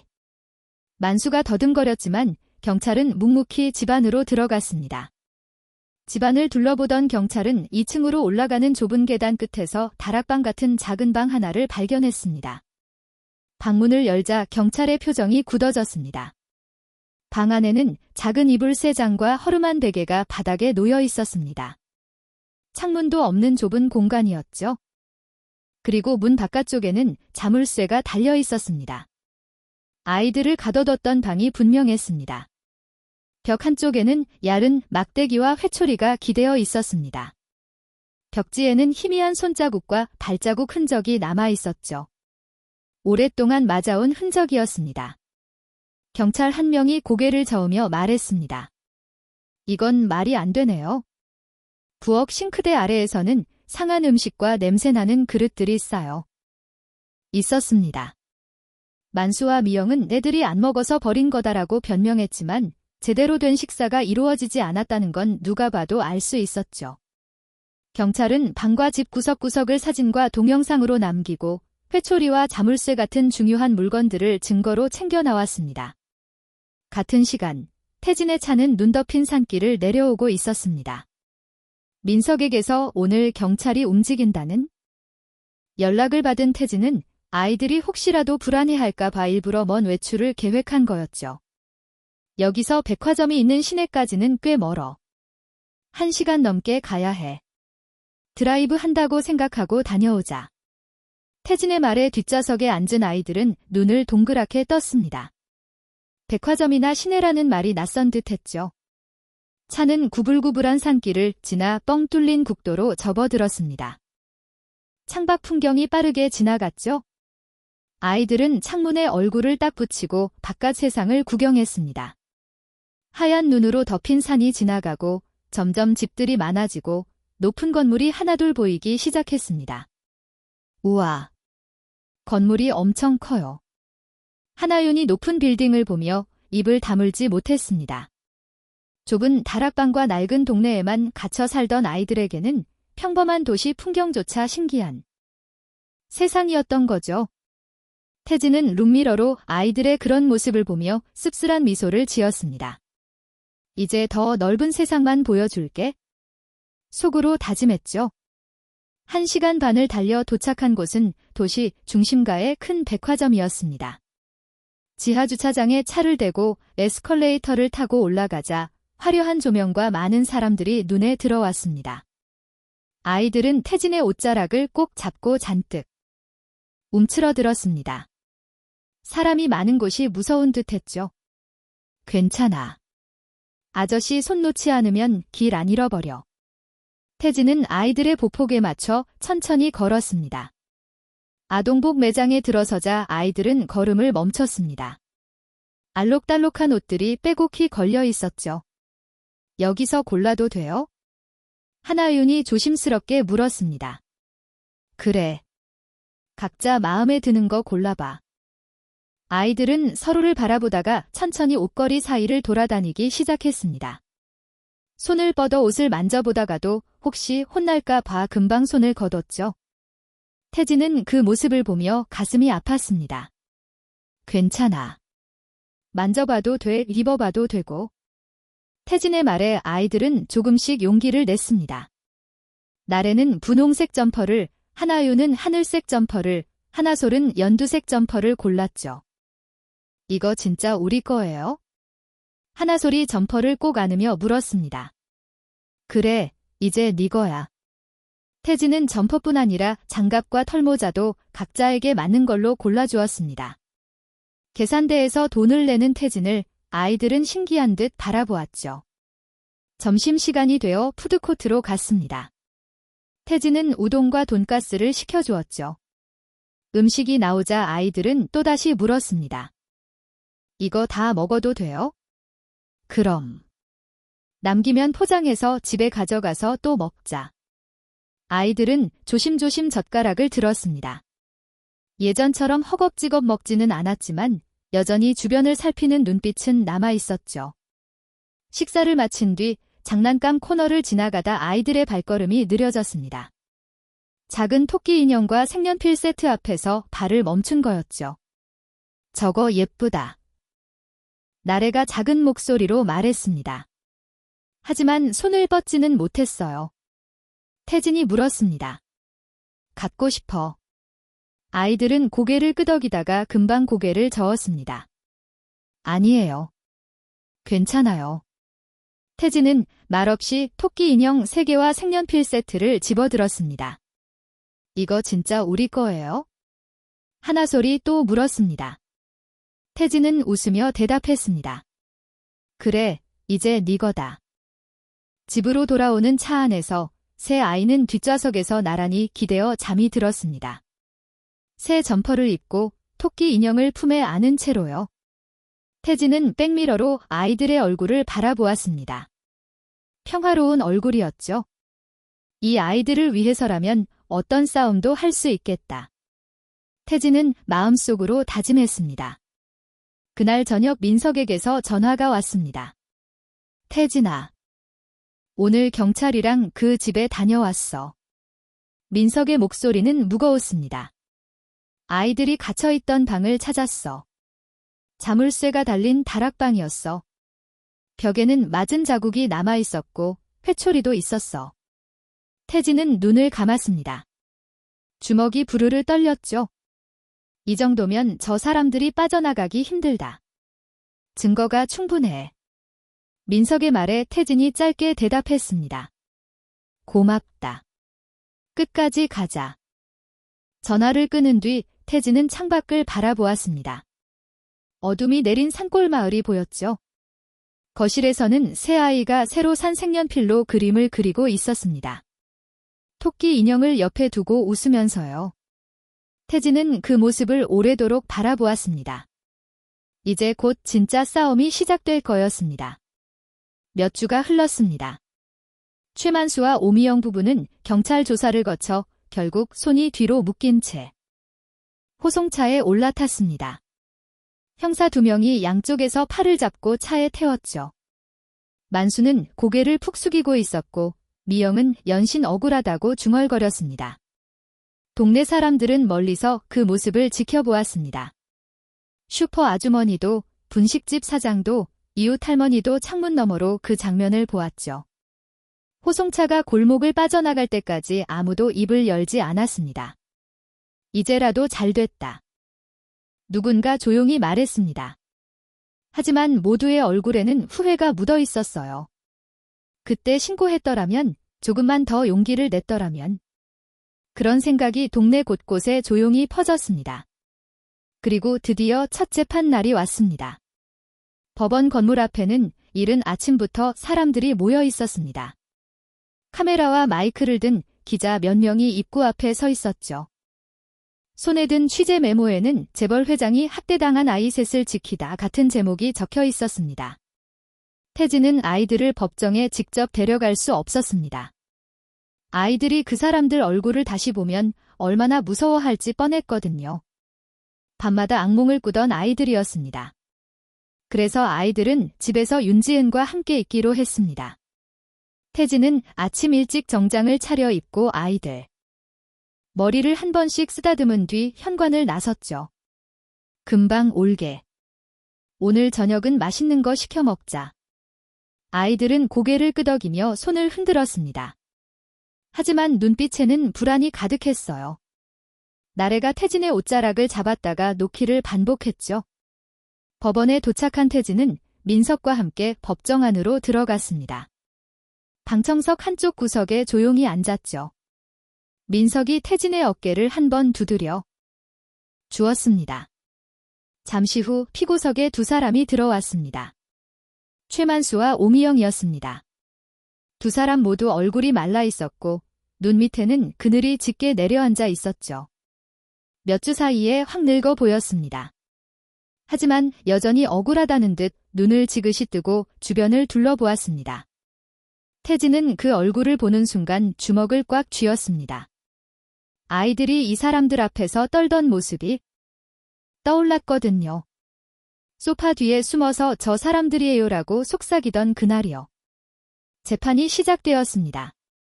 판사가 사건 개요를 읽어내려가자 만수와 미영은 거의 동시에 입을 열었습니다. 저희가 경제적으로 너무 힘들었습니다. 그래서 어쩔 수 없이 만수가 먼저 말했습니다. 목소리에는 억울함이 가득 섞여 있었죠. 눈을 깜빡이며 불쌍한 표정을 지었습니다. 아이들이 말을 안 들어서요. 혼내다 보니 그렇게 된 겁니다. 저희도 힘들었어요. 미영도 덧붙였습니다. 눈물까지 글썽이며 고개를 숙였죠. 손수건으로 눈가를 찍어내는 모습이 마치 연기처럼 보였습니다. 하지만 검사는 표정 하나 바꾸지 않았습니다. 그럼 이것도 설명해 주시죠. 검사가 화면에 자료를 띄웠습니다. 민석팀이 수집한 이웃들의 증언 녹음, CCTV 화면, 그리고 양육비 사용 내역이 차례로 나왔죠. 매달 정부에서 아이들 이름으로 들어온 양육비가 있습니다. 세 아이 몫을 합치면 상당한 금액이죠. 위탁 과정에 지급되는 정부 보조금입니다. 검사가 서류를 들어 보였습니다. 그런데 이 돈이 어디로 갔는지 보십시오. 술집, 노래방, 오락실. 아이들을 위해 쓴 돈은 거의 없습니다. 아이들 옷을 산 기록도, 학용품을 산 기록도 없어요. 법정안이 술렁이었습니다. 만수와 미영의 얼굴이 굳어졌죠. 경제적으로 힘들었다고요? 그 돈으로 술 마시고 노래방 다니면서요? 검사의 목소리가 날카로워졌습니다. 만수는 입술을 달싹였지만 아무 말도 하지 못했습니다. 이어서 증인 신문이 시작되었습니다. 첫 번째 증인은 김소연이었습니다. 그녀는 증인석에 앉아 차분한 목소리로 진찰 당시 상황을 설명했죠. 아이들 몸에는 시기가 다른 멍이 여러 군데 있었습니다. 오래된 것도 있고 비교적 새로운 것도 있었어요. 한두 번 넘어져서 생긴 게 아닙니다. 소연은 사진 자료를 가리키며 말을 이었습니다. 팔, 다리, 등, 여기저기서 오래 맞아온 흔적이 보였습니다. 손바닥 자국처럼 보이는 멍도 있었고요. 소연은 잠시 숨을 고르고 말을 이었습니다. 그리고 아이들은 심하게 영양실조 상태였어요. 7살 아이들 평균 체중에 한참 못 미쳤습니다. 방청석에서 한숨소리가 새어나왔습니다. 두 번째 증인은 이웃 할머니였습니다. 할머니는 떨리는 손으로 마이크를 잡았죠. 목소리가 가늘게 떨렸습니다. 겨울에도 얇은 잠옷 같은 옷 입고 마당에서 걸레질하더라고요. 무릎이 다 까져 있었어요. 손도 빨갛게 얼어 있었고요. 할머니의 눈가가 붉어졌습니다. 한 번은 빵을 줬더니 며칠 뒤에 아이 얼굴에 멍이 더 들어있더라고요. 누가 줬냐고 맞은 것 같았어요. 그 뒤로는 무서워서 아무것도 못 해줬어요. 할머니는 결국 울음을 터뜨렸습니다. 손수건으로 얼굴을 가렸죠. 그때 신고했어야 하는데 아이들한테 너무 미안해요. 이 늙은이가 겁이 많아서. 세 번째 증인은 분식집 사장이었습니다. 가게 문 닫을 무렵이었어요. 밖에 나가보니까 애들이 쓰레기 봉투를 뒤지고 있더라고요. 남은 음식 찾는 거였어요. 닭뼈 같은 거요. 사장은 고개를 숙였습니다. 목소리가 떨렸죠. 너무 안쓰러워서 뭐라도 주고 싶었는데 그 집 사람들 눈치가 보여서 못 그랬어요. 나중에 들으니까 목격했다가 애들이 더 맞았다고 하더라고요. 사장은 한숨을 내쉬었습니다. 평생 후회할 것 같습니다. 그때 떡볶이 한 그릇이라도 줬어야 하는데. 증인들의 말이 이어질 때마다 방청석의 공기는 점점 무거워졌습니다. 몇몇 사람들은 고개를 숙이고 눈물을 훔쳤죠. 검사는 마지막으로 결정적인 증거를 꺼냈습니다.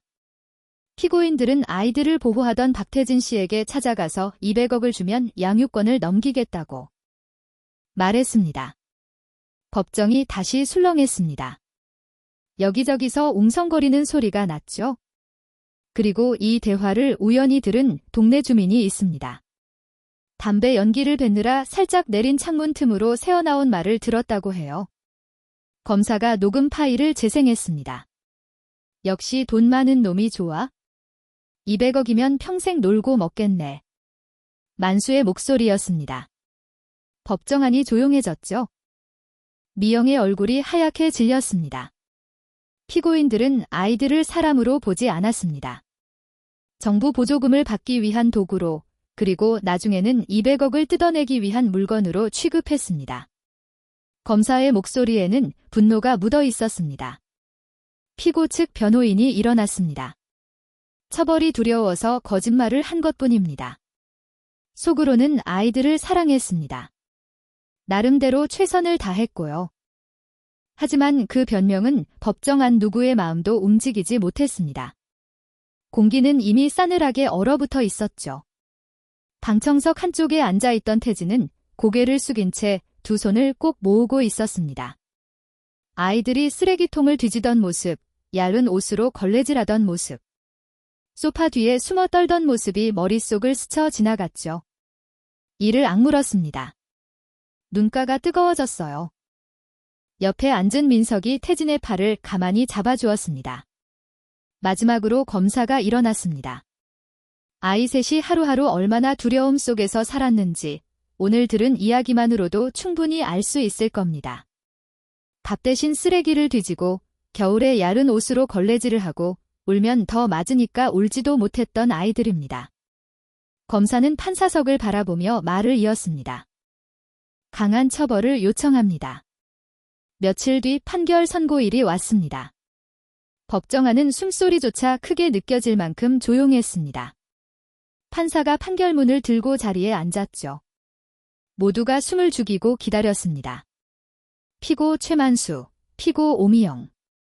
판사의 목소리가 울려 퍼졌습니다. 경제적으로 어렵다는 말은 핑계일 뿐입니다. 정부에서 지원한 양육비는 아이들을 위해 쓰이지 않았고 오히려 피고인들의 유흥비로 사용되었습니다. 판사는 잠시 서류를 내려다 보았습니다. 아이들을 돌보지 않고 돈벌이 수단으로 이용하고 마음과 몸에 깊은 상처를 남긴 죄는 결코 가볍게 볼 수 없습니다. 법정 공기가 팽팽하게 당겨졌습니다. 피고 최만수, 피고 오미영에게 각각 징역 5년을 선고합니다. 망치 소리가 법정에 크게 울려 퍼졌습니다. 만수와 미영은 자리에서 벌떡 일어났습니다. 억울합니다. 우리가 뭘 그렇게 잘못했다고? 만수가 소리쳤습니다. 하지만 법원 직원들이 다가와 조용히 안내했죠. 미영은 억울해요라고 울부짖었지만 아무도 귀 기울이지 않았습니다. 두 사람은 결국 고개를 떨구었습니다. 어깨가 축 처져 있었죠. 재판이 끝나고 법정을 나오는 길, 기자 한 명이 태진에게 다가왔습니다. 회장님, 한 말씀만 해주시죠. 태진은 잠시 멈춰섰습니다. 카메라 플래시가 터졌죠. 아이들이 편히 살 수 있으면 그걸로 됐습니다. 그는 짧게만 대답하고 곧바로 자리를 떠났습니다. 더 이상의 말은 필요 없었어요. 집으로 돌아오는 차 안에서 태진은 창밖을 바라보았습니다. 눈이 소복소복 내리고 있었죠. 몇 달 전 아이들을 처음 만났던 그날 밤도 이런 눈이 내렸었어요. 현관문을 열자 새 아이가 기다리고 있었습니다. 현관 불빛 아래에 서 있는 아이들의 얼굴이 보였죠. 아저씨. 아이들이 달려왔습니다. 태진은 무릎을 꿇고 새 아이를 차례로 꼭 안아주었죠. 이제 진짜 끝났다. 그 사람들 다시는 너희 앞에 못 설. 태진의 목소리가 떨렸습니다. 아이들은 안도와 기쁨, 그동안 꾹꾹 참았던 눈물이 한꺼번에 터져 나왔습니다. 태진 품에 얼굴을 묻고 펑펑 울었죠. 나래도, 하나윤도, 하나솔도요. 태진은 아이들 등을 천천히 쓰다듬으며 계속 말했습니다. 이제부터는 울어도 괜찮다. 괜찮아. 아저씨가 여기 있어? 거실 창밖으로 눈이 계속 내렸습니다. 하지만 집안은 그 어느 때보다 따뜻했어요. 재판이 끝나고 며칠이 지났습니다. 집안 공기가 눈에 띄게 달라졌습니다. 현관 앞에는 작은 신발 3켤레가 가지런히 놓여 있었고 거실에는 아이들의 웃음소리가 자주 울렸죠. 예전에는 조용하기만 하던 집이었는데 이제는 아침마다 아저씨, 배고파요라는 소리가 들려왔습니다. 태진은 2층에 있는 넓은 방 하나를 아이들 방으로 쓰기로 했습니다. 그동안 거의 쓰지 않던 방이었죠. 회의 자료와 골프채. 사용하지 않는 가구들이 먼지를 뒤집어 쓴 채 쌓여 있었습니다. 어느 날 오후 태진은 그 방에 들어가 짐들을 하나씩 꺼내기 시작했습니다. 먼지가 뽀얗게 쌓인 상자들을 열어보니 오래된 서류와 사진첩이 나왔죠. 사진첩을 넘기다가 태진의 손이 멈췄습니다. 5년 전 아내와 딸과 함께 찍은 가족 사진이었어요. 셋이 나란히 서서 웃고 있는 사진. 딸이 빠진 앞니를 드러내며 해맑게 웃고 있었습니다. 태진은 한참을 그 사진을 바라보았습니다. 손가락으로 딸의 얼굴을 천천히 쓰다듬었죠. 눈가가 뜨거워졌지만 이번에는 눈물을 참았습니다. 이제 이 방은 아이들 방이다. 어른들 짐은 내려가자. 태진은 혼잣말을 하며 사진첩을 조심스럽게 서재로 옮기고 다시 짐을 정리하기 시작했습니다. 며칠 뒤 태진은 아이들을 데리고 시내에 있는 가구점으로 갔습니다. 1시간 반을 달려 도착한 큰 가구점이었죠. 주차장에 차를 세우고 내리자 아이들은 높은 건물을 올려다보며 입을 다물지 못했습니다. 오늘은 너희 침대 고르러 왔어. 태진의 말에 아이들은 눈을 동그랗게 떴습니다. 우리 침대요. 진짜요. 나래가 믿기지 않는다는 표정으로 물었습니다. 하나윤과 하나솔도 서로를 바라보며 속삭였죠. 우리 침대가 생기는 거야? 바닥에 앉아도 돼. 가구점 안으로 들어가자 알록달록한 아이들용 침대가 줄지어 있었습니다. 분홍색, 하늘색, 연두색. 아이들은 발걸음을 멈추고 한참을 바라보았죠. 마음에 드는 거 골라봐. 아이들은 서로를 바라보다가 조심조심 침대들 사이를 돌아다녔습니다. 손을 뻗어 이불을 만져보다가도 혹시 혼날까 봐 금방 손을 걷었죠. 예전에 물건을 만졌다가 맞았던 기억 때문이었습니다. 괜찮아. 만져봐도 돼. 난 잡아도 되고. 태진의 말에 아이들은 조금씩 용기를 냈습니다. 나래는 분홍색 침대에, 하나유는 하늘색 침대에, 하나솔은 연두색 침대에 앉아보았죠. 푹신한 매트리스가 몸을 감싸자 아이들의 얼굴에 환한 미소가 번졌습니다. 이거 정말 우리 거예요? 하나솔이 조심스럽게 물었습니다. 태진은 웃으며 고개를 끄덕였죠.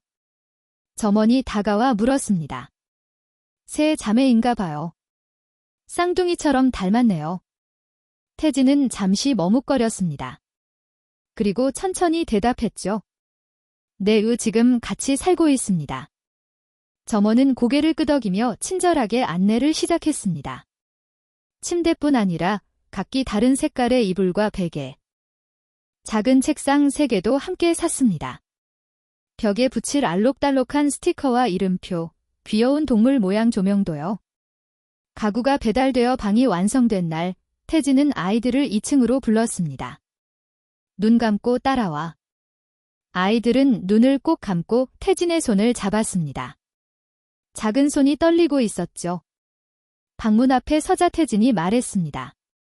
자, 이제 눈 떠도 돼. 새 아이가 눈을 떴습니다. 방 안에는 분홍색, 하늘색, 연두색 침대가 나란히 놓여 있었습니다. 벽에는 예쁜 스티커가 붙어 있었고 책상 위에는 새 색연필 세트가 놓여 있었죠. 천장에는 별 모양 조명이 은은하게 빛나고 있었습니다. 아이들은 마치 꿈을 보는 사람처럼 한동안 말도 못하고 서 있었습니다. 정말 우리 방이에요? 나래가 떨리는 목소리로 물었습니다. 언제까지 써도 돼요? 나중에 쫓겨나는 거 아니에요? 하나윤이 덧붙였습니다. 그 질문에 태진의 가슴이 아렸죠. 내가 다 클 때까지? 아니, 그 이후에도 여기 놀러 오면 이 방은 그대로 있을 거야. 절대 안 쫓아내. 아이들은 서로를 바라보다가 동시에 방 안으로 뛰어 들어갔습니다. 각자 자기 침대에 누워보고 이불 냄새를 맡아보고 책상 서랍을 열어보았죠. 푹신해요. 냄새 좋아요. 서랍도 있어요. 여기 뭐 넣어도 돼요? 아이들의 목소리가 방 안가득 울렸습니다. 태진은 벽에 이름표를 붙여주었습니다. 한쪽에는 나래, 다른 쪽에는 하윤, 하솔. 아이들은 자기 이름표를 손가락으로 짚어보며 한참을 깔깔 웃었습니다. 그날 저녁 식탁에서 밥을 먹다가 아이들이 조심스럽게 입을 열었습니다. 아저씨, 우리도 학교에 가고 싶어요. 나래가 먼저 말했습니다. 하나윤이 덧붙였죠. 친구도 사귀고 싶어요. 다른 애들처럼요. 하나솔은 고개를 숙인 채 작은 목소리로 말했습니다. 책도 읽고 싶어요. 글자 더 배우고 싶어요. 태진은 젓가락을 내려놓았습니다. 아이들의 눈을 바라보았죠. 그래, 학교 보내줄게. 걱정하지 마. 아이들의 얼굴에 환한 미소가 번졌습니다. 며칠 뒤 태진은 동네 초등학교를 찾아갔습니다. 산골 마을에서 시내로 가는 길, 눈 덮인 산을 바라보며 운전했죠. 학교에 도착하자 아이들이 뛰어노는 소리가 운동장에서 들려왔습니다. 교장실 문을 두드리고 들어가자 머리가 허연 교장 선생님이 반갑게 맞아주었죠. 어떤 일로 오셨나요? 태진은 아이들 이야기를 간단히 설명했습니다. 교장은 안경을 고치며 고개를 끄덕였죠. 아, 그 사건 뉴스에서 봤습니다. 대단하십니다. 요즘 세상에 그런 분이 계시다니? 교장은 잠시 창밖을 바라보다가 말을 이었습니다. 서류만 잘 준비되면 아이들 나이는 학교 다니기에 딱 좋습니다. 1학년에 늦게 들어와도 금방 따라갈 겁니다. 천천히 절차를 밟으시죠. 교장은 따뜻한 미소를 지으며 덧붙였습니다. 아이들이 오면 제가 직접 담임. 선생님한테 잘 말해 두겠습니다. 걱정 마세요. 학교에서 돌아오는 길태진은 혼자 생각에 잠겼습니다. 혹시 아이들이 학교에서 상처를 받으면 어쩌지? 다른 애들이 집안 사정 물어보면, 놀리면? 걱정이 스쳤습니다. 운전대를 잡은 손에 힘이 들어갔죠. 하지만 곧 마음을 다잡았습니다. 그럴 때 옆에서 지켜주면 돼, 무슨 일이 있어도. 어느 저녁이었습니다.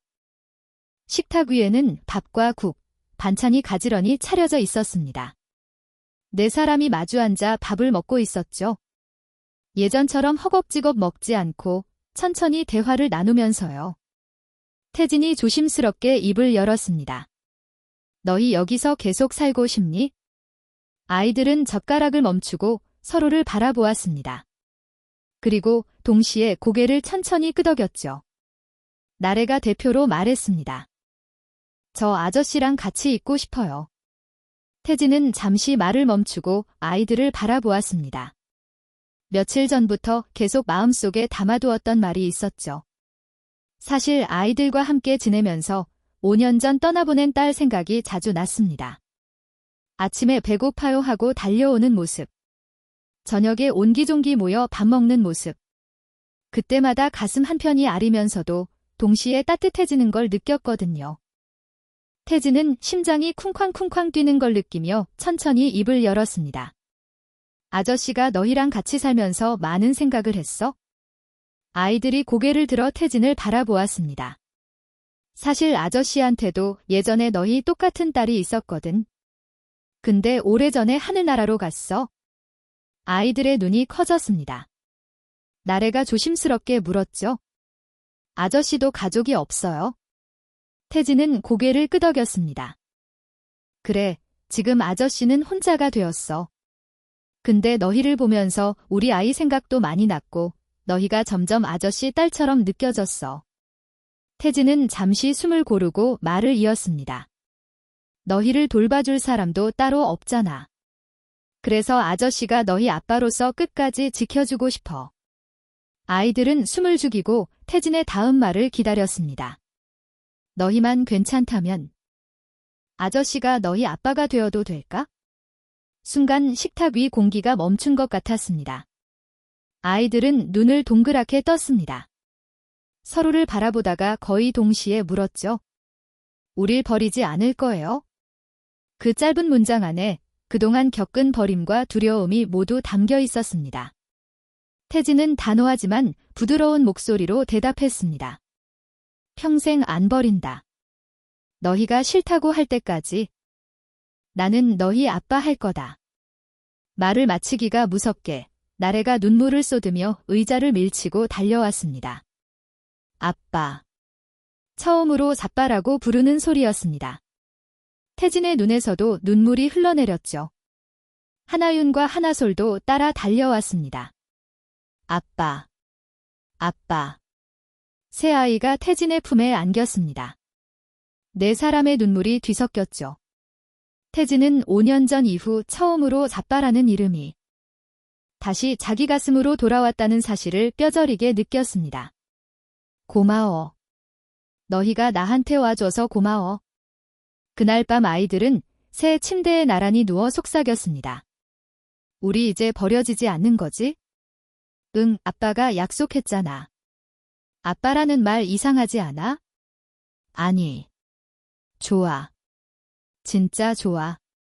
새 아이는 서로의 손을 꼭 잡고 있었습니다. 처음으로 진짜 자기 것인 침대에서. 처음으로 아빠라고 부를 수 있는 사람이 생긴 밤이었죠. 그 속삭임이 문틈으로 새어나왔습니다. 복도에서 있던 태진은 그 소리를 들으며 가만히 미소 지었죠. 눈가가 촉촉해졌지만 이번에는 슬픈 눈물이 아니었습니다. 태진은 서재로 가서 민석에게 전화를 걸었습니다. 민석아, 나야. 태진아, 이 밤에 무슨 일이야? 태진은 잠시 숨을 고르고 말했습니다. 입양 절차 밟자. 애들도 나도 마음 정했다. 전화 너머 민석의 웃음소리가 들렸습니다. 드디어 결심했구나. 알았어. 내가 다 알아볼게. 잘됐다. 정말 축하한다, 친구야. 전화를 끊은 뒤 태진은 창밖을 바라보았습니다. 달이 밝게 떠 있었고 눈 덮인 산이 은빛으로 빛나고 있었죠. 5년 전 모든 것을 잃었다고 생각했던 그날 이후 태진은 처음으로 미래가 기대되었습니다. 새로운 삶을 향한 다음 걸음이 시작되려 하고 있었습니다. 몇 달이 흘렀습니다. 그 사이 태진과 민석은 입양에 필요한 서류를 하나씩 준비해 나갔습니다. 호적 서류, 재산 증명, 건강검진 결과, 아동보호기관의 의견서. 쌓이는 서류만큼 시간도 흘러갔죠. 민석은 틈날 때마다 전화를 걸어왔습니다. 서류 하나 더. 필요해. 이번엔 주민등록이야. 알았어. 내일 때려갈게. 태진은 아이들을 위해서라면 어떤 번거로움도 마다하지 않았습니다. 여러 번의 상담과 조사가 이어졌습니다. 가정법원에서 나온 조사관이 집을 방문해 아이들 방도 살펴보고 아이들과 따로 이야기도 나눴죠. 여기서 행복하니? 조사관의 질문에 아이들은 망설임 없이 고개를 끄덕였습니다. 네. 아빠랑 같이 살고 싶어요. 조사관은 메모를 하며 미소를 지었습니다. 그리고 드디어 가정법원에서 입양 심사를 받는 날이 다가왔습니다. 심사 전날 밤 태진은 잠을 이루지 못했습니다. 거실 소파에 앉아 창밖을 바라보았죠. 달이 밝게 떠 있었습니다. 내일이면 진짜 가족이 되는 거다. 가슴이 두근거렸습니다. 설렘과 긴장이 뒤섞인 기분이었죠. 5년 전 아내와 딸을 떠나보낸 뒤로 이렇게 떨려본 적이 없었습니다. 그때는 모든 것을 잃었다고 생각했는데 이제는 다시 가족이 생기려 하고 있었죠. 그때 복도에서 발소리가 들렸습니다. 사뿐한 작은 발소리. 고개를 돌리니 나래가 잠옷차림으로 서 있었어요. 아빠, 왜 앉아요? 응, 그냥 생각이 많아서. 너는 왜 앉아? 나래가 조심조심 다가와 태진 옆에 앉았습니다. 저도 잠이 안 와요. 내일 가면 진짜 아빠 딸이 되는 거예요? 태진은 나래의 머리를 쓰다듬으며 대답했습니다. 그래. 내일부터 진짜 아빠 딸이야. 나래는 태진의 품에 기대며 작은 목소리로 말했습니다. 저 떨려요. 근데 좋은 떨림이에요. 태진도 똑같은 마음이었습니다. 아빠도 떨려. 좋은 떨림. 나래가 피식 웃었습니다. 아빠도 떨려요. 어른인데. 어른도 떨릴 때가 있어? 중요한 일 앞에서는? 두 사람은 한참을 창밖을 바라보았습니다. 달빛이 거실 바닥에 은은하게 퍼져 있었죠. 다음 날 아침 태진은 일찍 일어나 아이들을 깨웠습니다. 오늘 중요한 날이니까 예쁘게 준비하자. 아이들은 눈을 비비며 일어났지만 곧 오늘이 무슨 날인지 깨닫고는 눈이 반짝반짝 빛났습니다. 태진은 새아이의 머리를 정성껏 빗겨 주었습니다. 나래의 머리에는 분홍색 머리핀을, 하나윤 머리에는 하늘색 머리핀을, 하나솔 머리에는 연두색 머리핀을 꽂아주었죠. 준비해둔 단정한 옷을 입혔습니다. 나래는 분홍색 원피스, 하나윤은 하늘색 원피스, 하나솔은 연두색 원피스. 태진도 깔끔한 정장을 차려 입었습니다. 거울 앞에 네 사람이 나란히 섰습니다. 우리 좀 이상하지 않아요? 아니. 오늘 제일 예뻐. 태진의 말에 아이들이 환하게 웃었습니다. 시내까지 1시간 반을 달려 법원에 도착했습니다. 높은 건물 앞에 서자 아이들은 조금 겁이 났습니다. 아빠, 손 잡아주세요. 하나솔이 먼저 손을 내밀었습니다. 태진은 하나솔의 손을 잡고 나래와 하나윤도 태진의 옷자락을 꼭 잡았죠. 네 사람은 그렇게 법원 안으로 들어갔습니다. 심사실 앞 나무 의자에 앉아 순서를 기다리는 동안 아이들은 다리를 흔들며 긴장한 모습이었어요. 떨려. 네, 조금요. 괜찮아. 아빠도 떨려. 잠시 후 문이 열리고 직원이 나왔습니다. 박태진 씨, 들어오세요. 심사실 안에는 판사와 기록하는 직원이 앉아 있었습니다. 판사는 온화한 표정으로 네 사람을 맞이했죠. 어서 오세요. 멀리 오시느라 고생했어요. 판사는 먼저 태진에게 질문했습니다. 왜 이 아이들을 입양하려고 하시나요? 태진은 잠시 숨을 고르고 대답했습니다. 처음 만난 건 눈보라 치던 겨울 저녁이었습니다. 버스 정류장 의자에서 세 아이가 서로를 꼭 끌어안고 떨고 있었어요. 태진의 목소리가 조금 떨렸습니다. 그날 밤 아이들을 집으로 데려와 따뜻한 물에 손을 녹여주고 라면을 끓여주었습니다. 그런데 아이들이 숟가락을 쓰면 안 된다고 손으로 먹어야 한다고 했어요. 그 순간 이 아이들에게 무슨 일이 있었는지 알 것 같았습니다. 판사는 고개를 끄덕이며 들었습니다. 그날 이후로 이 아이들은 제 마음속에서 이미 제 가족이었습니다. 아이들과 함께 밥을 먹고, 함께 웃고, 함께 울면서 저도 다시 살고 싶다는 생각을 하게 됐습니다. 태진은 잠시 말을 멈추고 아이들을 바라보았습니다. 저한테도 5년 전에 이은 가족이 있습니다. 아내와 딸을 사고로 떠나보냈어요. 그 이후로 혼자였는데 이 아이들이 제 삶에 다시 빛을 가져다 주었습니다. 이 아이들의 아빠로서 끝까지 지켜주고 싶습니다.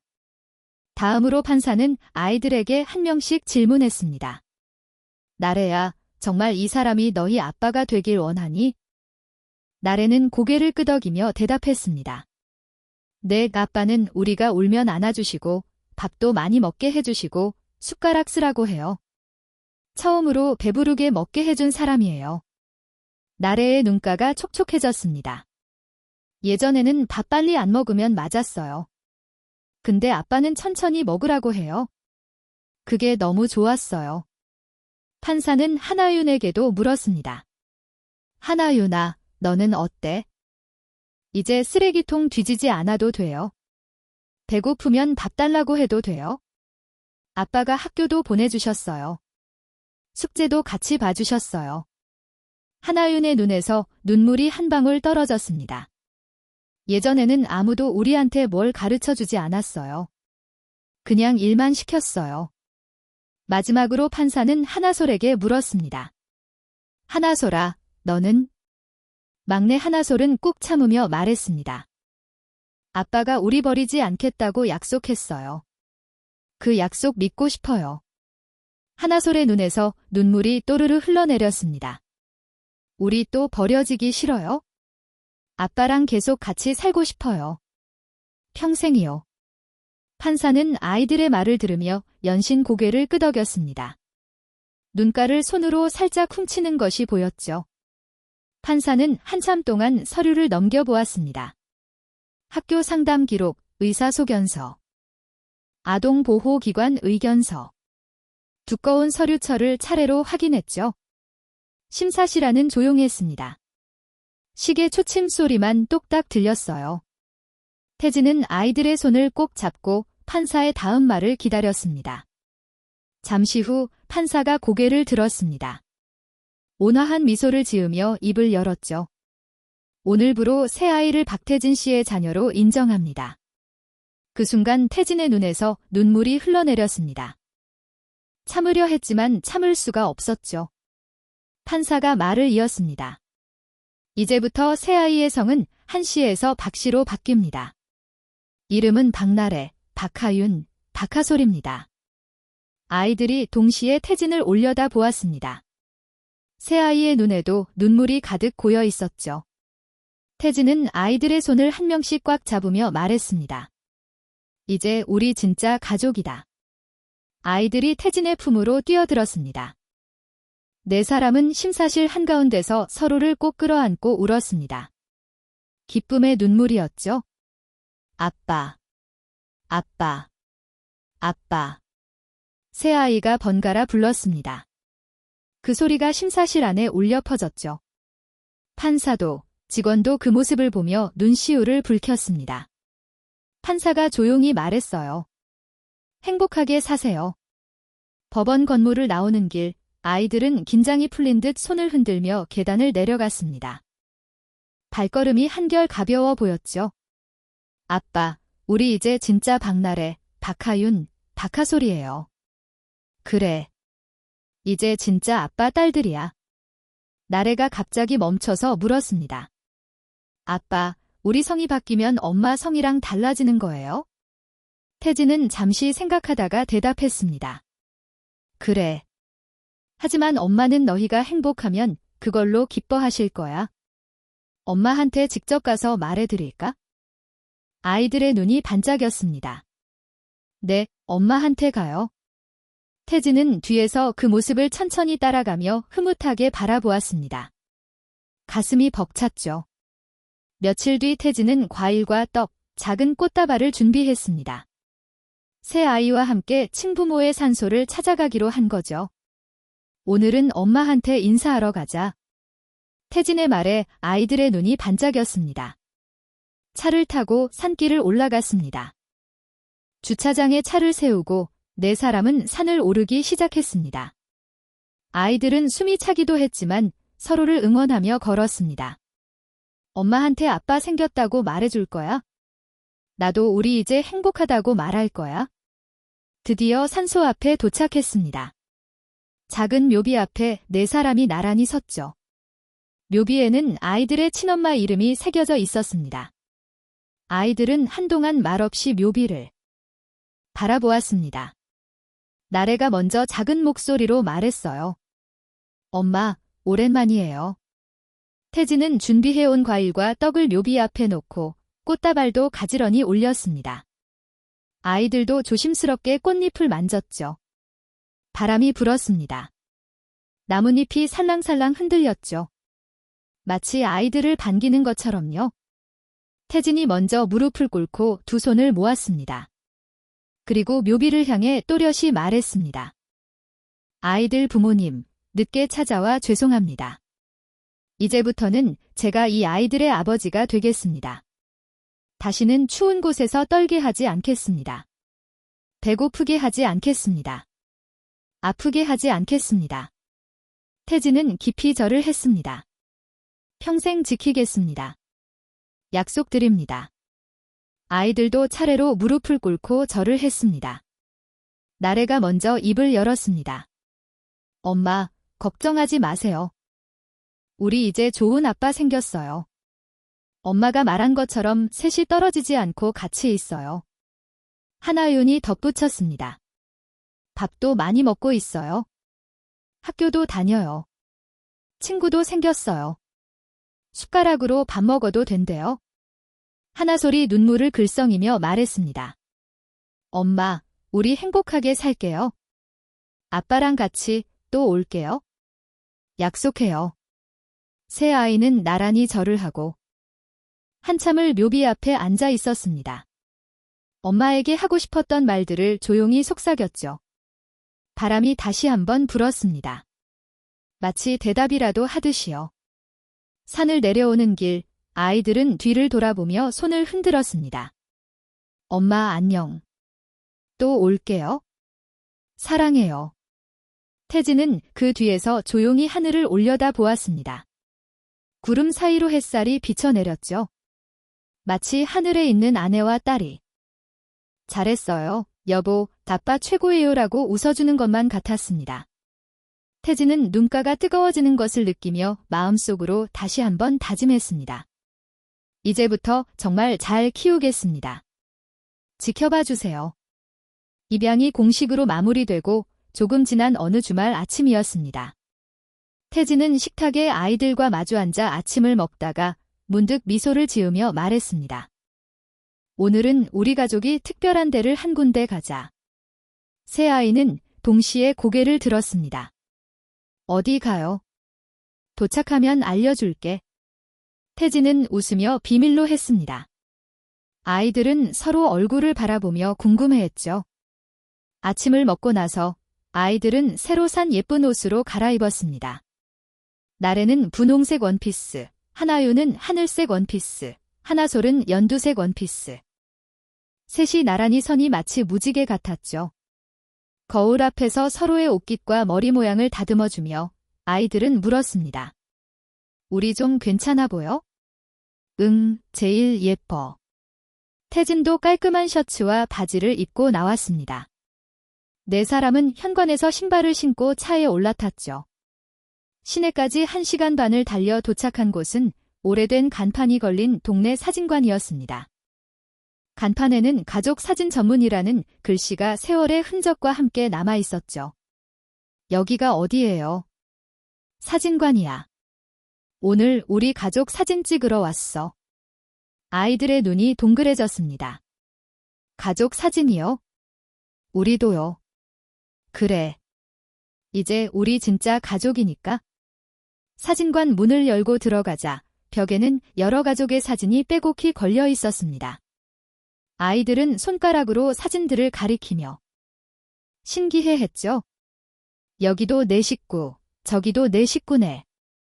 저 집은 5 식구다. 우리도 내 식구야. 아이들의 목소리가 사진관 안에 울렸습니다. 사진사가 안쪽에서 나왔습니다. 60대쯤 되어 보이는 할아버지였는데 따뜻한 미소를 지며 네 사람을 맞이했죠. 어서 오세요. 가족 사진 찍으러 오셨나 봐요. 네, 사진사는 네 사람을 한번 쓱 훑어보더니 말했습니다. 이제 막 가족이 되신 것 같네요. 기분이 느껴져요. 태진은 조금 놀랐습니다. 어떻게 알았을까요?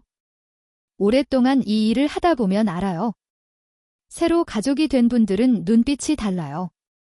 서로를 바라보는 눈에 설렘이 가득하거든요. 사진사의 말에 태진은 피식 웃었습니다. 맞는 말이었죠. 어떤 느낌의 사진을 원하세요? 태진은 잠시 아이들을 바라보았습니다. 분홍색, 하늘색, 연두색 원피스를 입고 서 있는 세 딸, 5년 전에는 상상도 못했던 풍경이었죠. 그냥 서로 많이 붙어서 웃고 있는 사진이면 좋겠습니다. 사진사는 고개를 끄덕이며 촬영 준비를 시작했습니다. 자, 이쪽으로 오세요. 아빠는 가운데 서시고 아이들은 옆에 바짝 붙어보세요. 아이들이 웃으며 태진 옆으로 찰싹 달라붙었습니다. 나래는 오른쪽에, 하나유는 왼쪽에, 하나솔은 앞에 서서 태진의 손을 잡았죠. 처음에는 모두 어색하게 서 있었습니다. 아이들은 카메라를 보며 긴장한 표정이었죠. 자연스럽게 평소처럼 웃어봐요. 아빠가 간지럼 태우는 것처럼. 사진사의 말에 태진이 아이들 옆구리를 살짝 찔렀습니다. 꺄. 아이들이 깔깔 웃었습니다. 하나, 둘, 셋, 치즈. 플래시가 터졌습니다. 그 순간 네 사람의 눈과 입가에 자연스러운 미소가 번졌죠. 사진사는 여러 장을 더 찍었습니다. 아이들이 태진 등에 매달린 사진, 네 사람이 손을 잡고 있는 사진, 서로를 바라보며 웃는 사진. 촬영이 끝난 뒤 사진사는 모니터로 방금 찍은 사진을 보여주었습니다. 세 아이는 화면 속에 자신들을 보고 믿기지 않는다는 듯 말했습니다. 저게 우리예요. 우리 진짜 가족 같아. 아빠, 우리 예뻐요. 그래, 세상에서 제일 예뻐. 태진의 눈가가 촉촉해졌습니다. 화면 속에서 웃고 있는 네 사람. 5년 전에는 다시는 가질 수 없을 거라고 생각했던 가족 사진이었죠. 2시간쯤 지나 사진관에서 뽑아준 가족 사진과 작은 사진들을 받았습니다. 네 사람은 조심스럽게 봉투를 안고 차에 올라탔죠. 아빠, 이거 어디에 걸 거예요? 거실 제일 잘 보이는데 집으로 돌아오는 길, 아이들은 봉투를 품에 꼭 안고 있었습니다. 마치 보물이라도 되는 것처럼요. 집에 도착하자마자 태진은 창고에서 드릴과 못을 꺼냈습니다. 거실 벽 한가운데 자리를 정하고 연필로 표시를 했죠. 세 아이는 소파 위에 올라서 아빠가 사진을 꺼는 모습을 숨죽여 지켜보았습니다. 드릴 소리가 울렸습니다. 못을 받고 가족사진 액자를 벽에 걸었죠. 왼쪽으로 조금, 오른쪽으로 조금. 딱 맞게 정리하자 세 아이는 동시에 박수를 치며 환호했습니다. 와, 예쁘다. 우리 사진이다. 거실 벽에는 예전의 풍경사진 대신 네 사람이 환하게 웃고 있는 가족 사진이 중심에 걸렸습니다. 집안 공기가 완전히 달라진 것 같았죠. 태진은 한참을 사진을 바라보았습니다. 5년 전 아내와 딸을 떠나보낸 뒤 텅 비어있던 이 벽 그동안 풍경사진 한 장으로 채워두었지만 볼 때마다 마음이 허전했죠. 이제는 새로운 가족의 웃음으로 채워졌습니다. 아빠, 왜 울어요? 하나솔이 태진의 손을 잡으며 물었습니다. 태진은 그제야 자신의 눈에서 눈물이 흐르고 있다는 걸 알았죠. 안 그래? 너무 좋아서 그래? 좋으면 왜 눈물이 나요? 기쁠 때도 눈물이 나는 거야? 아빠는 지금 세상에서 제일 기뻐. 아이들이 태진을 꼭 안았습니다. 이어 태진은 현관으로 갔습니다. 손에는 새로 주문한 문패가 들려 있었죠. 문패에는 박태진, 박나래, 박하윤, 박하솔이라는 내 이름이 나란히 새겨져 있었습니다. 이것도 달자. 아이들이 현관으로 뛰어왔습니다. 태진이 문패를 현관문 옆에 달자 아이들은 차례로 손가락으로 자기 이름을 짚어보았죠. 박나래, 이게 나야. 박하윤, 내 이름이다. 박하솔, 우리 이름이 같이 붙어 있어요. 세 아이는 서로를 꼭 끌어 안았습니다. 태진도 아이들을 품에 안았죠. 이제 진짜 한 가족이야. 이 문패가 증거다. 그러는 사이 창밖으로 눈이 소복소복 내리기 시작했습니다. 아빠. 눈이다. 새 아이는 창가로 달려가 마당을 내려다 보았습니다. 하얀 눈이 마당을 덮어가고 있었죠. 눈사람 만들어요? 아빠, 같이 나가요. 태진은 웃으며 고개를 끄덕였습니다. 아이들은 신이 나서 장갑과 털모자를 찾기 시작했죠. 태진은 잠시 창밖을 바라보았습니다. 대문 앞 버스 정류장이 보였어요. 눈이 쌓인 의자. 1년 전 그 의자에서 새 아이가 서로를 끌어안고 떨고 있었죠. 아저씨, 오늘 버스 정류장에서 하룻밤만 자도 돼요. 그날 밤의 목소리가 귀가에 맴돌았습니다. 태진은 눈을 감았습니다. 그리고 다시 떴죠. 지금 눈앞에는 장갑을 끼고 뛰어다니는 새 딸이 있었습니다. 아빠, 빨리요. 알았어. 가자. 태진은 외투를 걸치며 말했습니다. 오늘은 네 사람이 눈사람 3개 만들자. 3개요. 왜 3? 개예요. 너희 셋이잖아.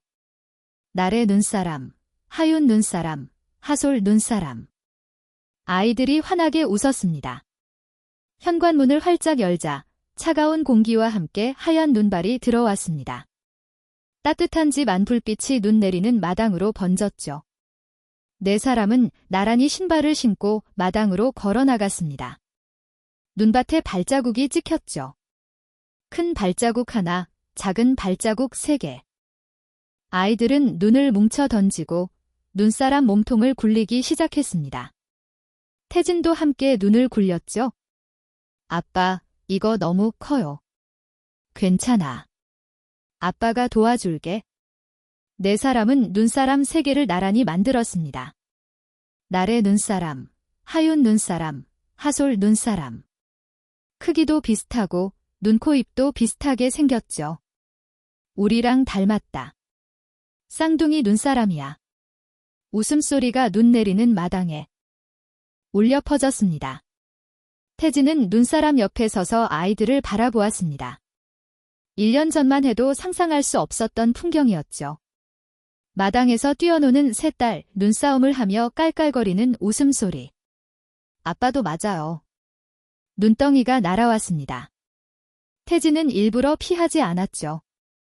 아, 맞았다. 아이들이 환호했습니다. 태진도 눈을 뭉쳐 던졌죠. 눈싸움이 시작되었습니다.